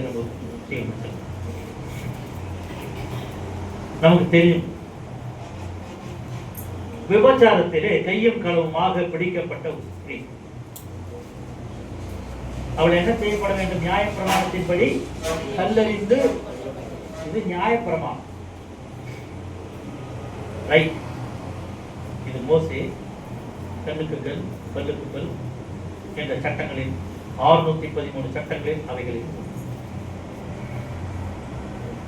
என்னுடைய பார்வை வேறு பார்வையாக விபச்சாரம் செய்வது என்பது ஒரு தனிப்பட்ட பெண்ணுடைய காரியம் மட்டுமா? அது ஆணும் சேர்ந்ததுதானே விபச்சாரம். தண்டனை யாருக்குரியது? பெண்ணுக்குரியது. ஆணுக்கும் தண்டனை கொடுக்க வேண்டுமா இல்லையா? இல்லையே. அதே ஆண் அவரிடத்தில் விபச்சாரம் செய்த அதே ஆண் அவளை கல்லெறிந்து கொள்கிறான். அதுதான் அங்கே இந்த பார்வை வேறு பார்வை. அது எப்படி ஆகும்? அது எப்படி நியாயமாகும்? அது எப்படி நியாய பிரமாணமாகும்? எங்கு வருகிறார்கள்? ஆண்டவர் கிட்ட வருகிறார்கள். ஆனால் பரிசேயர், சதுசேயர், வேத பாரகர் இருக்கிறார்கள். இயேசுவை குற்றம் கண்டுபிடிக்க வேண்டும் என்று வருகிறார். இவர்களுக்கு இது என்ன பதில் கொள்ளும்? என்ன செய்ய போறார்? நியாய பிரமாணத்துக்கு மீறலாமா? நம்ம கேள்வி கேட்கலாம். வேற எதனா சொன்னார் அப்போ வந்து கேட்கிறாங்க, ஆண்டவரே, போதகரே, மோசேயின் கட்டளைப்படி இவர் விபச்சாரத்திலே கையும் களமாக பிடிக்கப்பட்டால் இவளை கல்லெறிந்து கொள்ள வேண்டும். நீ என்ன சொல்லுங்க? என்ன பண்ற? காலையில் உட்காந்து எழுதிட்டு அந்த கட்டளை தான் எழுதியிருப்பார். அதுக்கு ஒரு தனி சப்ஜெக்ட் இருக்கு. என்ன ஒண்ணு இவளுக்கு சொல்லியிருப்பார், விபச்சாரம் செய்யாது. இன்னொன்னு உன்னை நேசிக்கிறது போல எல்லா கட்டளையுமே சின்னதாகிட்டார் ஒரே லைன். யோசிப்பார். 613 கட்டளையை படிச்சா தான் அவன் வேலை பாருங்க. சரிசியை பரிசை எல்லாம் படிச்சுட்டு அவன் உட்காந்துப்பான். டக்குனு கண்டுபிடிச்சி லாபம் சொல்லுவான்.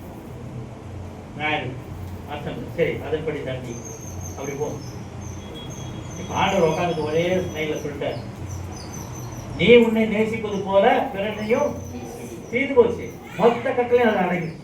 பிரதான கட்டளை அதை எப்படி செயல்முறையில் காட்டினார். எப்படி காட்டினாரு? உங்களில் எவன் பாவம் செய்யாத இருக்கிறானோ அவன் முதலாவதாக அவன் சொன்னவங்க உண்மையா உள்ளவங்களா இருந்தாங்க. கம்மு போயிட்டாங்க. நம்மளால தான் முதல்ல எவன் போனானோ அவன் தான் கையில் கல்லு கழிச்சுட்டு போயிருப்பான். காலங்கள் மாறிவிட்டான். அப்போ அப்படி நிமிர்ந்து பாக்குற, என்னம்மா யாரும் இல்லையா? ஒருவரும் இல்லை.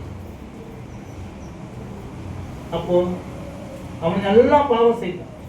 இயேசு பாவம் செஞ்சாரா? இல்லை. அப்ப இவர் கல்லறியலாம்ல. அப்ப என்ன சொல்றாரு?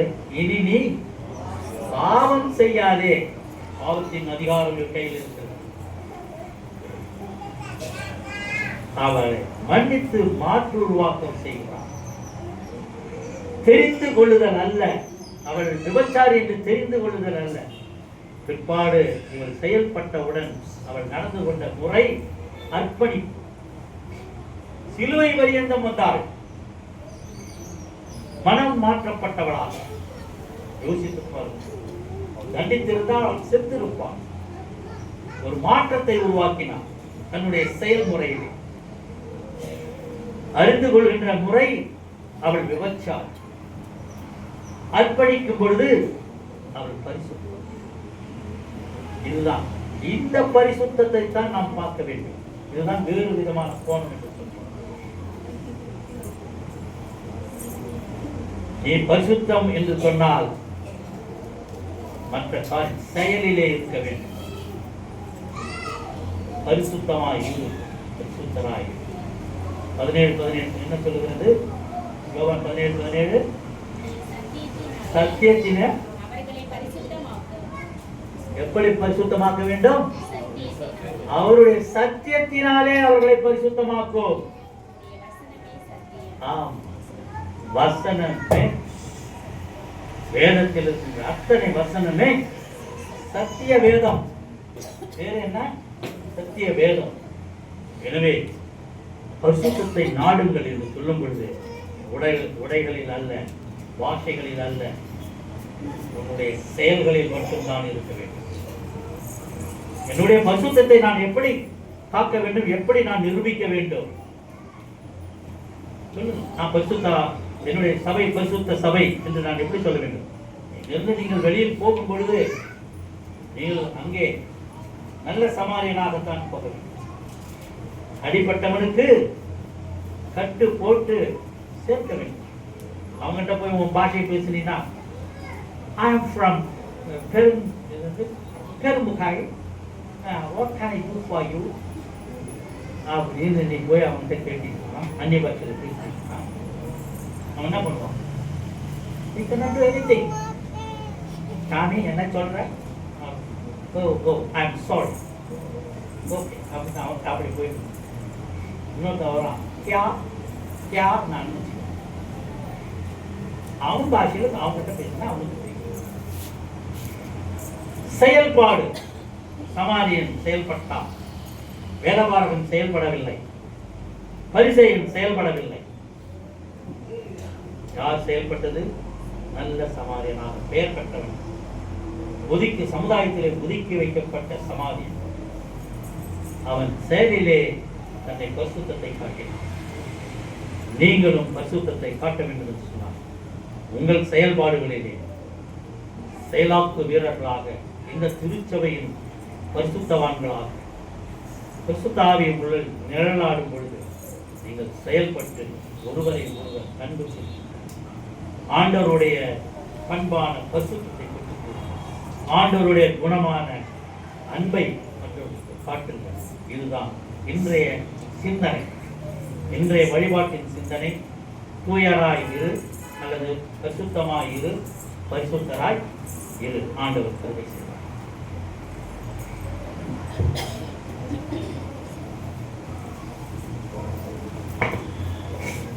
ஆண்டவருடைய வார்த்தை கேட்டு நாம் எல்லாரும் ஜெப நிலையில் இருப்போம். அப்பம் பிற்கும் பகுதிக்கு நாம் கடந்து போகிறோம். ஆண்டவருடைய சரீரத்தின் ரத்தத்தை பெற்றுக் கொள்ளும்படியாக நம்ம எல்லாரும் ஆயத்தப்படுவோம். எல்லாரும் ஜெப நிலையில் இருப்போம்.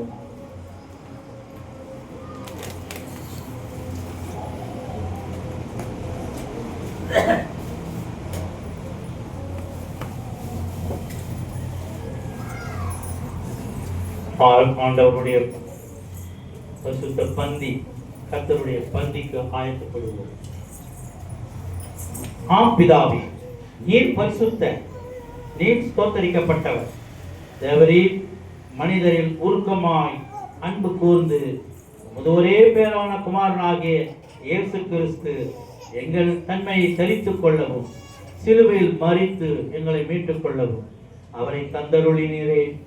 அவர் சிலுவையில் ஒரே தரம் தம்மை தாமே ஏக பலியாக ஒப்புக் கொடுத்து சர்வ லோகத்தின் பாவங்களையும் நிவர்த்தி செய்வதற்கு நிறைவும் பூரணமும் பொந்துமான பலியையும் காணிக்கையும் பரிகாரத்தையும் செலுத்தினதும் அல்லாமல் நமது அருமையான மரணத்தை என்றென்றைக்கும் நினைப்பூட்டும் ஞாபகத்தை நியமித்து தாம் திரும்ப வருமளவும் நாங்கள் அதை அனுசரித்து வரும்படி நமது பரிசுத்த சுவிசேஷத்தில் கட்டளையிட்டிருக்கிறாரே. அவர் தாம் காட்டி கொடுக்கப்பட்ட அன்று ராத்திரியிலே அப்பத்தை எடுத்து அதை பிட்டு சீஷர்களுக்கு கொடுத்து, நீங்கள் வாங்கி புசியுங்கள், இது உங்களுக்காக கொடுக்கப்படுகிற என்னுடைய சரீரம், என்னை நினைவு கூறும்படி இதை செய்யுங்கள் என்றார். அந்தபடியே போஜனம் பண்ணின பின்பு அவர் பாத்திரத்தையும் எடுத்து ஸ்தோத்திரம் பண்ணி அவர்களுக்கு கொடுத்து, நீங்கள் எல்லோரும் இதிலே பானம் பண்ணுங்கள், இது பாவ மன்னிப்புண்டாகும்படிக்கு உங்களுக்காகவும் அநேகருக்காகவும் சிந்தப்படுகிற புது உடன்படிக்கைக்குரிய என்னுடைய ரத்தம், இதை பானம் பண்ணும் பொழுதெல்லாம் என்னை நினைவு கூறும்படி இதை செய்யுங்கள் என்று திருவிழம் பற்றினார். ஆமென். கர்த்தாவே, உன் மரணத்தை நினைவு கூறுகிறோம், உம்முடைய உயிர்த்தெழுதலை அறிக்கையிடுகிறோம், நீ திரும்பி வர காத்திருக்கிறோம். கிறிஸ்துவே, உமக்கு ஸ்தோத்திரம் உண்டாவதாக. ஆதலால் பிதாவே, உம்முடைய குமாரனாக எங்கள் ஆண்டவரின் அருமையான பாடுகளையும் மரணத்தையும் மகிமையான உயிர்த்தெழுதலையும் பரமேறுதலையும் நினைவு கூர்ந்து உமது அடியார்களாகிய நாங்கள் அவருடைய கட்டளையின்படியே அவர் திரும்ப வருமளவும் அவரை நினைவு கூர்ந்து இதை செய்கிறோம். அவரில் நீர் எங்களுக்காக நிறைவேற்றின பூர்ண மீட்புக்காக உமக்கு நன்றி செலுத்துகிறோம். கர்த்தாவே, எங்கள் தேவனே, உம்மை துதிக்கிறோம், உம்மை புகழ்கிறோம், உம்மை மகிமைப்படுத்துகிறோம். இரக்கமுள்ள பிதாவே, நாங்கள் பெற்கிற அப்பம் கிறிஸ்துவனுடைய சரீரத்தில் ஐக்கியமாயும் நாங்கள் ஆசீர்வதிக்கிற பாத்திரம் கிறிஸ்துவனுடைய இரத்தத்தின் ஐக்கியமாய் இருக்கும்படி எங்களையும் நீர் தந்த இந்த அப்பத்தையும் திராட்சரசத்தையும் உமது பரிசுத்த ஆவியினால் பரிசுத்தப்படுத்த வேண்டும் என்று மிகுந்த தாழ்மையோடு பிரார்த்திக்கிறோம். நாங்கள் எல்லோரும் எங்கள் ஆண்டவர் கிறிஸ்துவில் கூட்டி இணைக்கப்பட்டவர்களாகி விசுவாசத்தில் ஒருமைப்படவும் தலையாகிய அவருக்குள் எல்லாவற்றிலேயும் வளரவும் கிருபை செய்யும். அவரோடும் பரிசுத்த ஆவியோடும் ஐக்கியமாயிருக்கிற சர்வ வல்லமை உள்ள பிதாவாகிய உமக்கு அவர் மூலமாய் சகல கனமும் மகிமையும் என்றென்றைக்கும் உண்டாவதாக.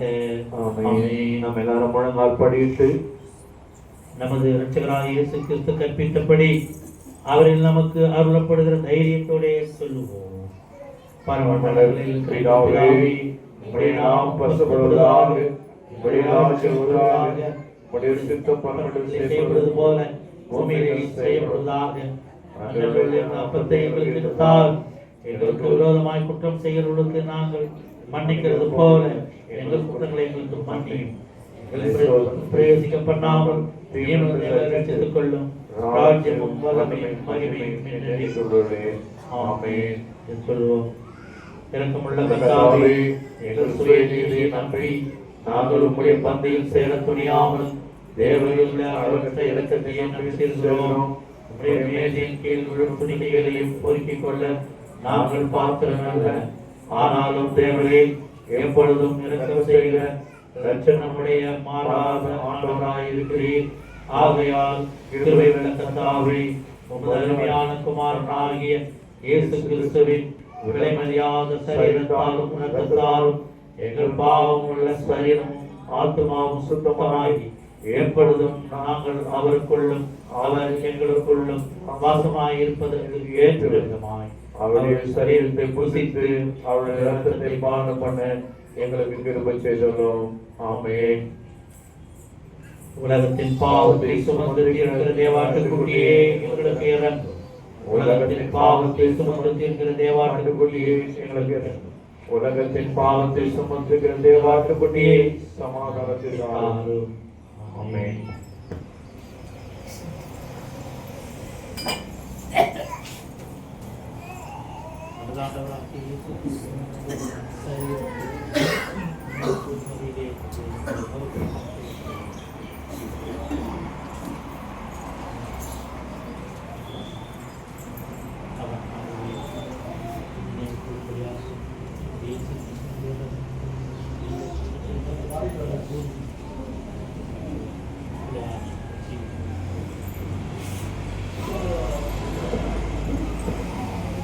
இது உங்களுக்காக கல்வாரி சிலுவையிலே பிடிக்கப்பட்ட ஆண்டவருடைய சரீரமாய் இருக்கிறது. இது உங்களுக்காக கல்வாரி சிலுவையிலே சிந்தப்பட்ட ஆண்டவருடைய பரிசுத்த இரத்தம். என்னை நினைவு கூறும்படி இது செய்யுங்கள்.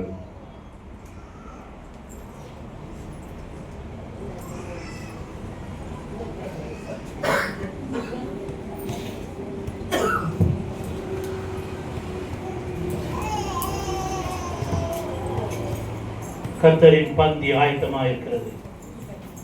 ஆயத்தம் உள்ளவர்கள் பந்தியிலே பங்கு பெற அழைக்கப்படுகிறேன். கர்த்தரின் பந்தியில் வா சகோதரா, கர்த்தரின் பந்தியில் வா, கர்த்தரின் பந்தியில் வா. கர்த்தரன் வாய் சொந்த இரத்தத்தை சிந்தின காரணத்தை மனப்பூரணமாய் கர்த்தரின் பந்தியில் வா சகோதரா, கர்த்தரின் பந்தியில் வா. இது உங்களுக்காக கல்வாரி சிலுவையிலே சிந்தப்பட்ட ஆண்டவருடைய இரத்தம். இது உங்களுக்காக கல்வாரி சிலுவையிலே சிந்தப்பட்ட ஆண்டவருடைய இரத்தம். இது உங்களுக்காக கல்வாரி சிலுவையிலே சிந்தப்பட்ட ஆண்டவருடைய இரத்தம். இது உங்களுக்காக கல்வாரி சிலுவையிலே சிந்தப்பட்ட ஆண்டவருடைய இரத்தம். இது உங்களுக்காக கல்வாரி சிலுவையிலே சிந்தப்பட்ட ஆண்டவருடைய இரத்தம். இது உங்களுக்காக கல்வாரி சிலுவையிலே சிந்தப்பட்ட ஆண்டவருடைய இரத்தம். இது உங்களுக்காக கல்வாரி சிலுவையிலே சிந்தப்பட்ட ஆண்டவருடைய இரத்தம். கர்த்தருடைய பந்தியிலே பங்கு பெற்ற நீங்கள் சமாதானத்தோடு போய் வர கடவீர்கள். கர்த்தருடைய நாமத்தில் ஆமென். தேவகுமாரனாம் ஜீவப்பந்தை நீ என்று அவருடன் என்றும் தேவை தேட கர்த்தரின் பந்தியில் வா சகோதரா, கர்த்தரின் பந்தியில் வா, கர்த்தரின் பந்தியில் வா.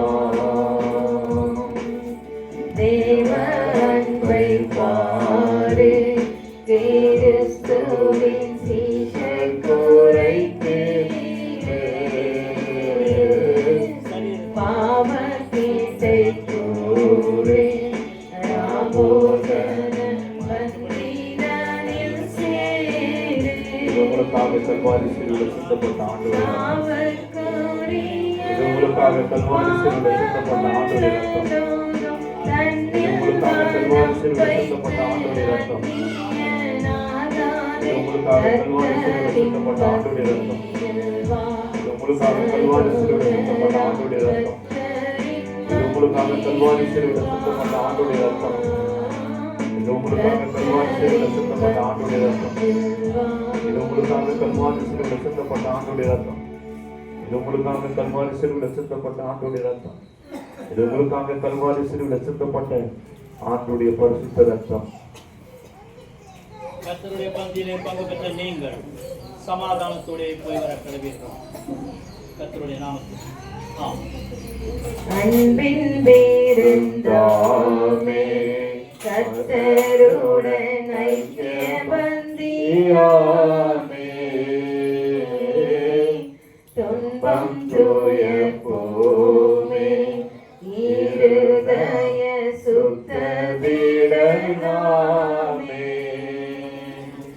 இன்பமேகும் தேவ அன்பில் பிறந்தேற்று ஏது தாமதமும் இல்லாதே போதேவா கர்த்தரின் பந்தியில் வா சகோதரா கர்த்தரின் பந்தியில் வா கர்த்தரின் பந்தியில் வா. இது உங்களுக்காக கல்வாரி சிலுவையில் சிந்தப்பட்ட ஆண்டுடைய பரிசுத்த ரத்தம். இது உங்களுக்காக கல்வாரி சிலுவையில் சிந்தப்பட்ட ஆண்டுடைய பரிசுத்த ரத்தம். இது உங்களுக்காக கல்வாரி சிலுவையில் சிந்தப்பட்ட ஆண்டுடைய பரிசுத்த ரத்தம். இது உங்களுக்காக கல்வாரி சிலுவையில் சிந்தப்பட்ட ஆண்டுடைய பரிசுத்த ரத்தம். இது உங்களுக்காக கல்வாரி சிலுவையில் சிந்தப்பட்ட ஆண்டுடைய பரிசுத்த ரத்தம். இது உங்களுக்காக கல்வாரி சிலுவையில் சிந்தப்பட்ட ஆண்டுடைய பரிசுத்த ரத்தம். இது உங்களுக்காக கல்வாரி சிலுவையில் சிந்தப்பட்ட ஆண்டுடைய பரிசுத்த ரத்தம். இது உங்களுக்காக கல்வாரி சிலுவையில் சிந்தப்பட்ட ஆண்டுடைய பரிசுத்த ரத்தம். இது உங்களுக்காக கல்வாரி சிலுவையில் சிந்தப்பட்ட ஆண்டுடைய பரிசுத்த ரத்தம். என்னை நினைவு கூறும்படி இது செய்யுங்கள் என்று ஆண்டவர் திருவிழப்பட்டினார். கர்த்தருடைய பந்தியிலே பங்கு பெற்ற நீங்கள் சமாதானத்தோடு போய் வர கடவீர்கள். கர்த்தருடைய நாமத்தில் மாவலிய கோரமாக சிலுவை மீதினான் கோவை தாங்க நேரிடோம் ஆவலாயும் அண்டை சேர்வே தேவனே நான்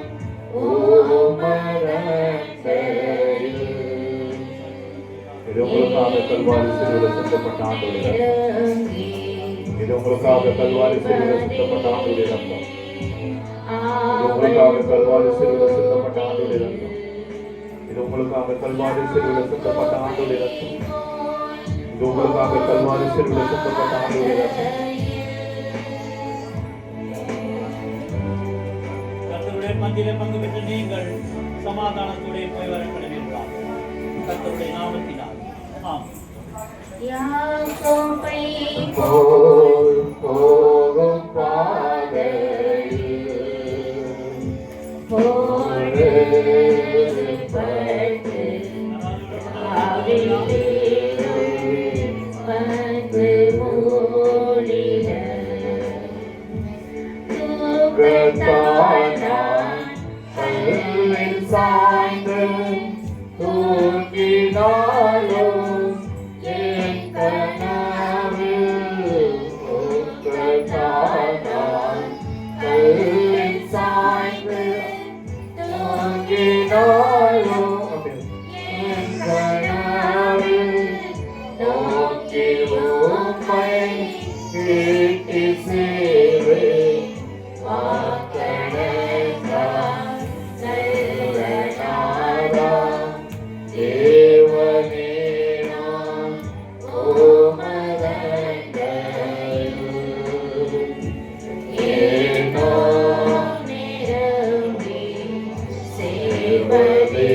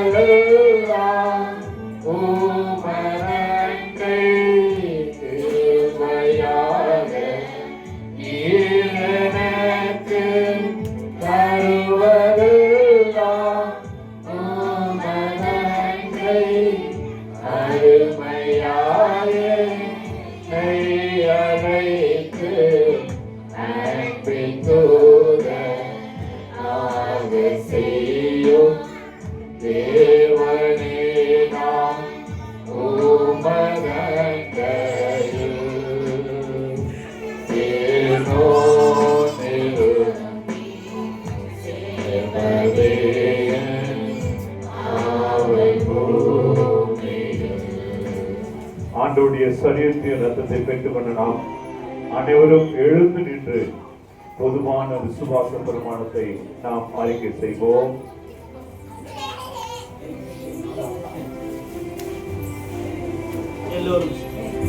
எல்லோரும் சேர்ந்து அப்போஸ்தலர் விசுவாச பிரமாணத்தை சொல்லுவோம். வானத்தையும் பூமியும் படைத்த சர்வ வல்லமை உள்ள பிதாவாகிய தேவனை விசுவாசிக்கிறேன். அவருடைய ஒரே குமாரனாகிய நம்முடைய நாதர் இயேசு கிறிஸ்துவையும் விசுவாசிக்கிறேன். அவர் பரிசுத்த ஆவியினாலே கன்னிமரியாளுக்கு உற்பத்தி பிறந்தார். பொது பிலாத்தின் காலத்தில் பாடுபட்டு சிலுவையில் அறையுண்டு மரித்து அடக்கம் பண்ணப்பட்டு பாதாளத்தில் இறங்கினார். மூன்றாம் நாள் மரித்தோரிலிருந்து எழுந்தருளினார். பரமண்டலத்தில் ஏறி சர்வ வல்லமை உள்ள பிதாவாகிய தேவனுடைய வலது வாசலில் வீற்றிருக்கிறார். அவ்விடத்திலிருந்து உயிரோரையும் மரித்தோரையும் நியாயம் தீர்க்க வருவார். பரிசுத்த ஆவியை விசுவாசிக்கிறேன். பொதுவாயிருக்கிற பரிசுத்த சபை, பரிசுத்தவான்களுடைய ஐக்கியம், பாவ மன்னிப்பு, சரீர உயிர்த்தெழுதல், நித்திய ஜீவனும் உண்டு என்று விசுவாசிக்கிறேன். ஆமென். ஆண்டவருடைய சரீரத்தை ரத்தத்தை பெற்றுக்கொண்ட நாம் என்னை மறவா இயேசுநாதா முந்தன் தயவா என்னை நடத்தும் இந்த பாடலை பாடும்போது நம்மையும் நம் காணிக்கையும் நாம் அர்ப்பணிக்க போகிறோம். புதிதாக மாத சொந்த காணிக்கை அட்டைகள் அங்கே வைக்கப்பட்டிருக்கிறது. நீங்கள் உங்களுடைய பெயர்களை எடுத்து நீங்கள் அதை பயன்படுத்திக் கொள்ளலாம். நம்முடைய திருச்சபையிலே புதிதாக இணைந்திருக்கிற அருமையான திருமதி எஸ்தர் செந்தமிழ் செல்வி அவருடைய குடும்பத்தின் அவர்களுக்கு புதிதாக உறுப்பினர் கார்டு இப்பொழுது நம்முடைய ஆயர் அவர்கள் வழங்குவார்கள். அருமையான டீச்சர் அவர்கள் முன்பாக வந்து அந்த கார்டை நீங்க பெற்றுக்கொள்ளணும். தொடர்ந்து இந்த பாடலை பாடும்போது நாம் காணிக்கை செலுத்தலாம். ஆயர் அவர்கள் முன்பாக நிற்பார்கள். நீங்கள் மாத சொந்த காணிக்கை, தசமபாக காணிக்கை நீங்கள் செலுத்தலாம். பொதுவான காணிக்கையை அருமையான நம்முடைய சகோதரி கவிதா பார்த்தசாரதி அவர்கள் முன்பாக வந்து பொதுவான காணிக்கை எடுப்பார்கள். இப்பொழுது டீச்சர் அவர்கள் முன்பாக வந்து உங்களுடைய புதிய குடும்ப அட்டையை நீங்கள் பெற்று ஆயுதத்திலே நீங்கள் பெற்றுக் கொள்ளலாம். நம்முடைய திருச்சபையின் சார்பிலே நம்முடைய திருச்சபையிலே புதிதாய் இணைந்திருக்கிற அருமையான குடும்பத்தாரை நம்ம எல்லாரும் கரங்களை தட்டி நாம் வாழ்த்துவோம்.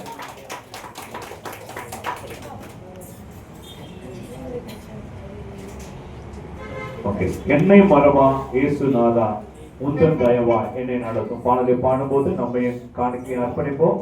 கவிதா பார்த்தசாரதி சகோதரி அவர்கள் முன்பாக வந்து காணிக்கை எடுப்பார்கள்.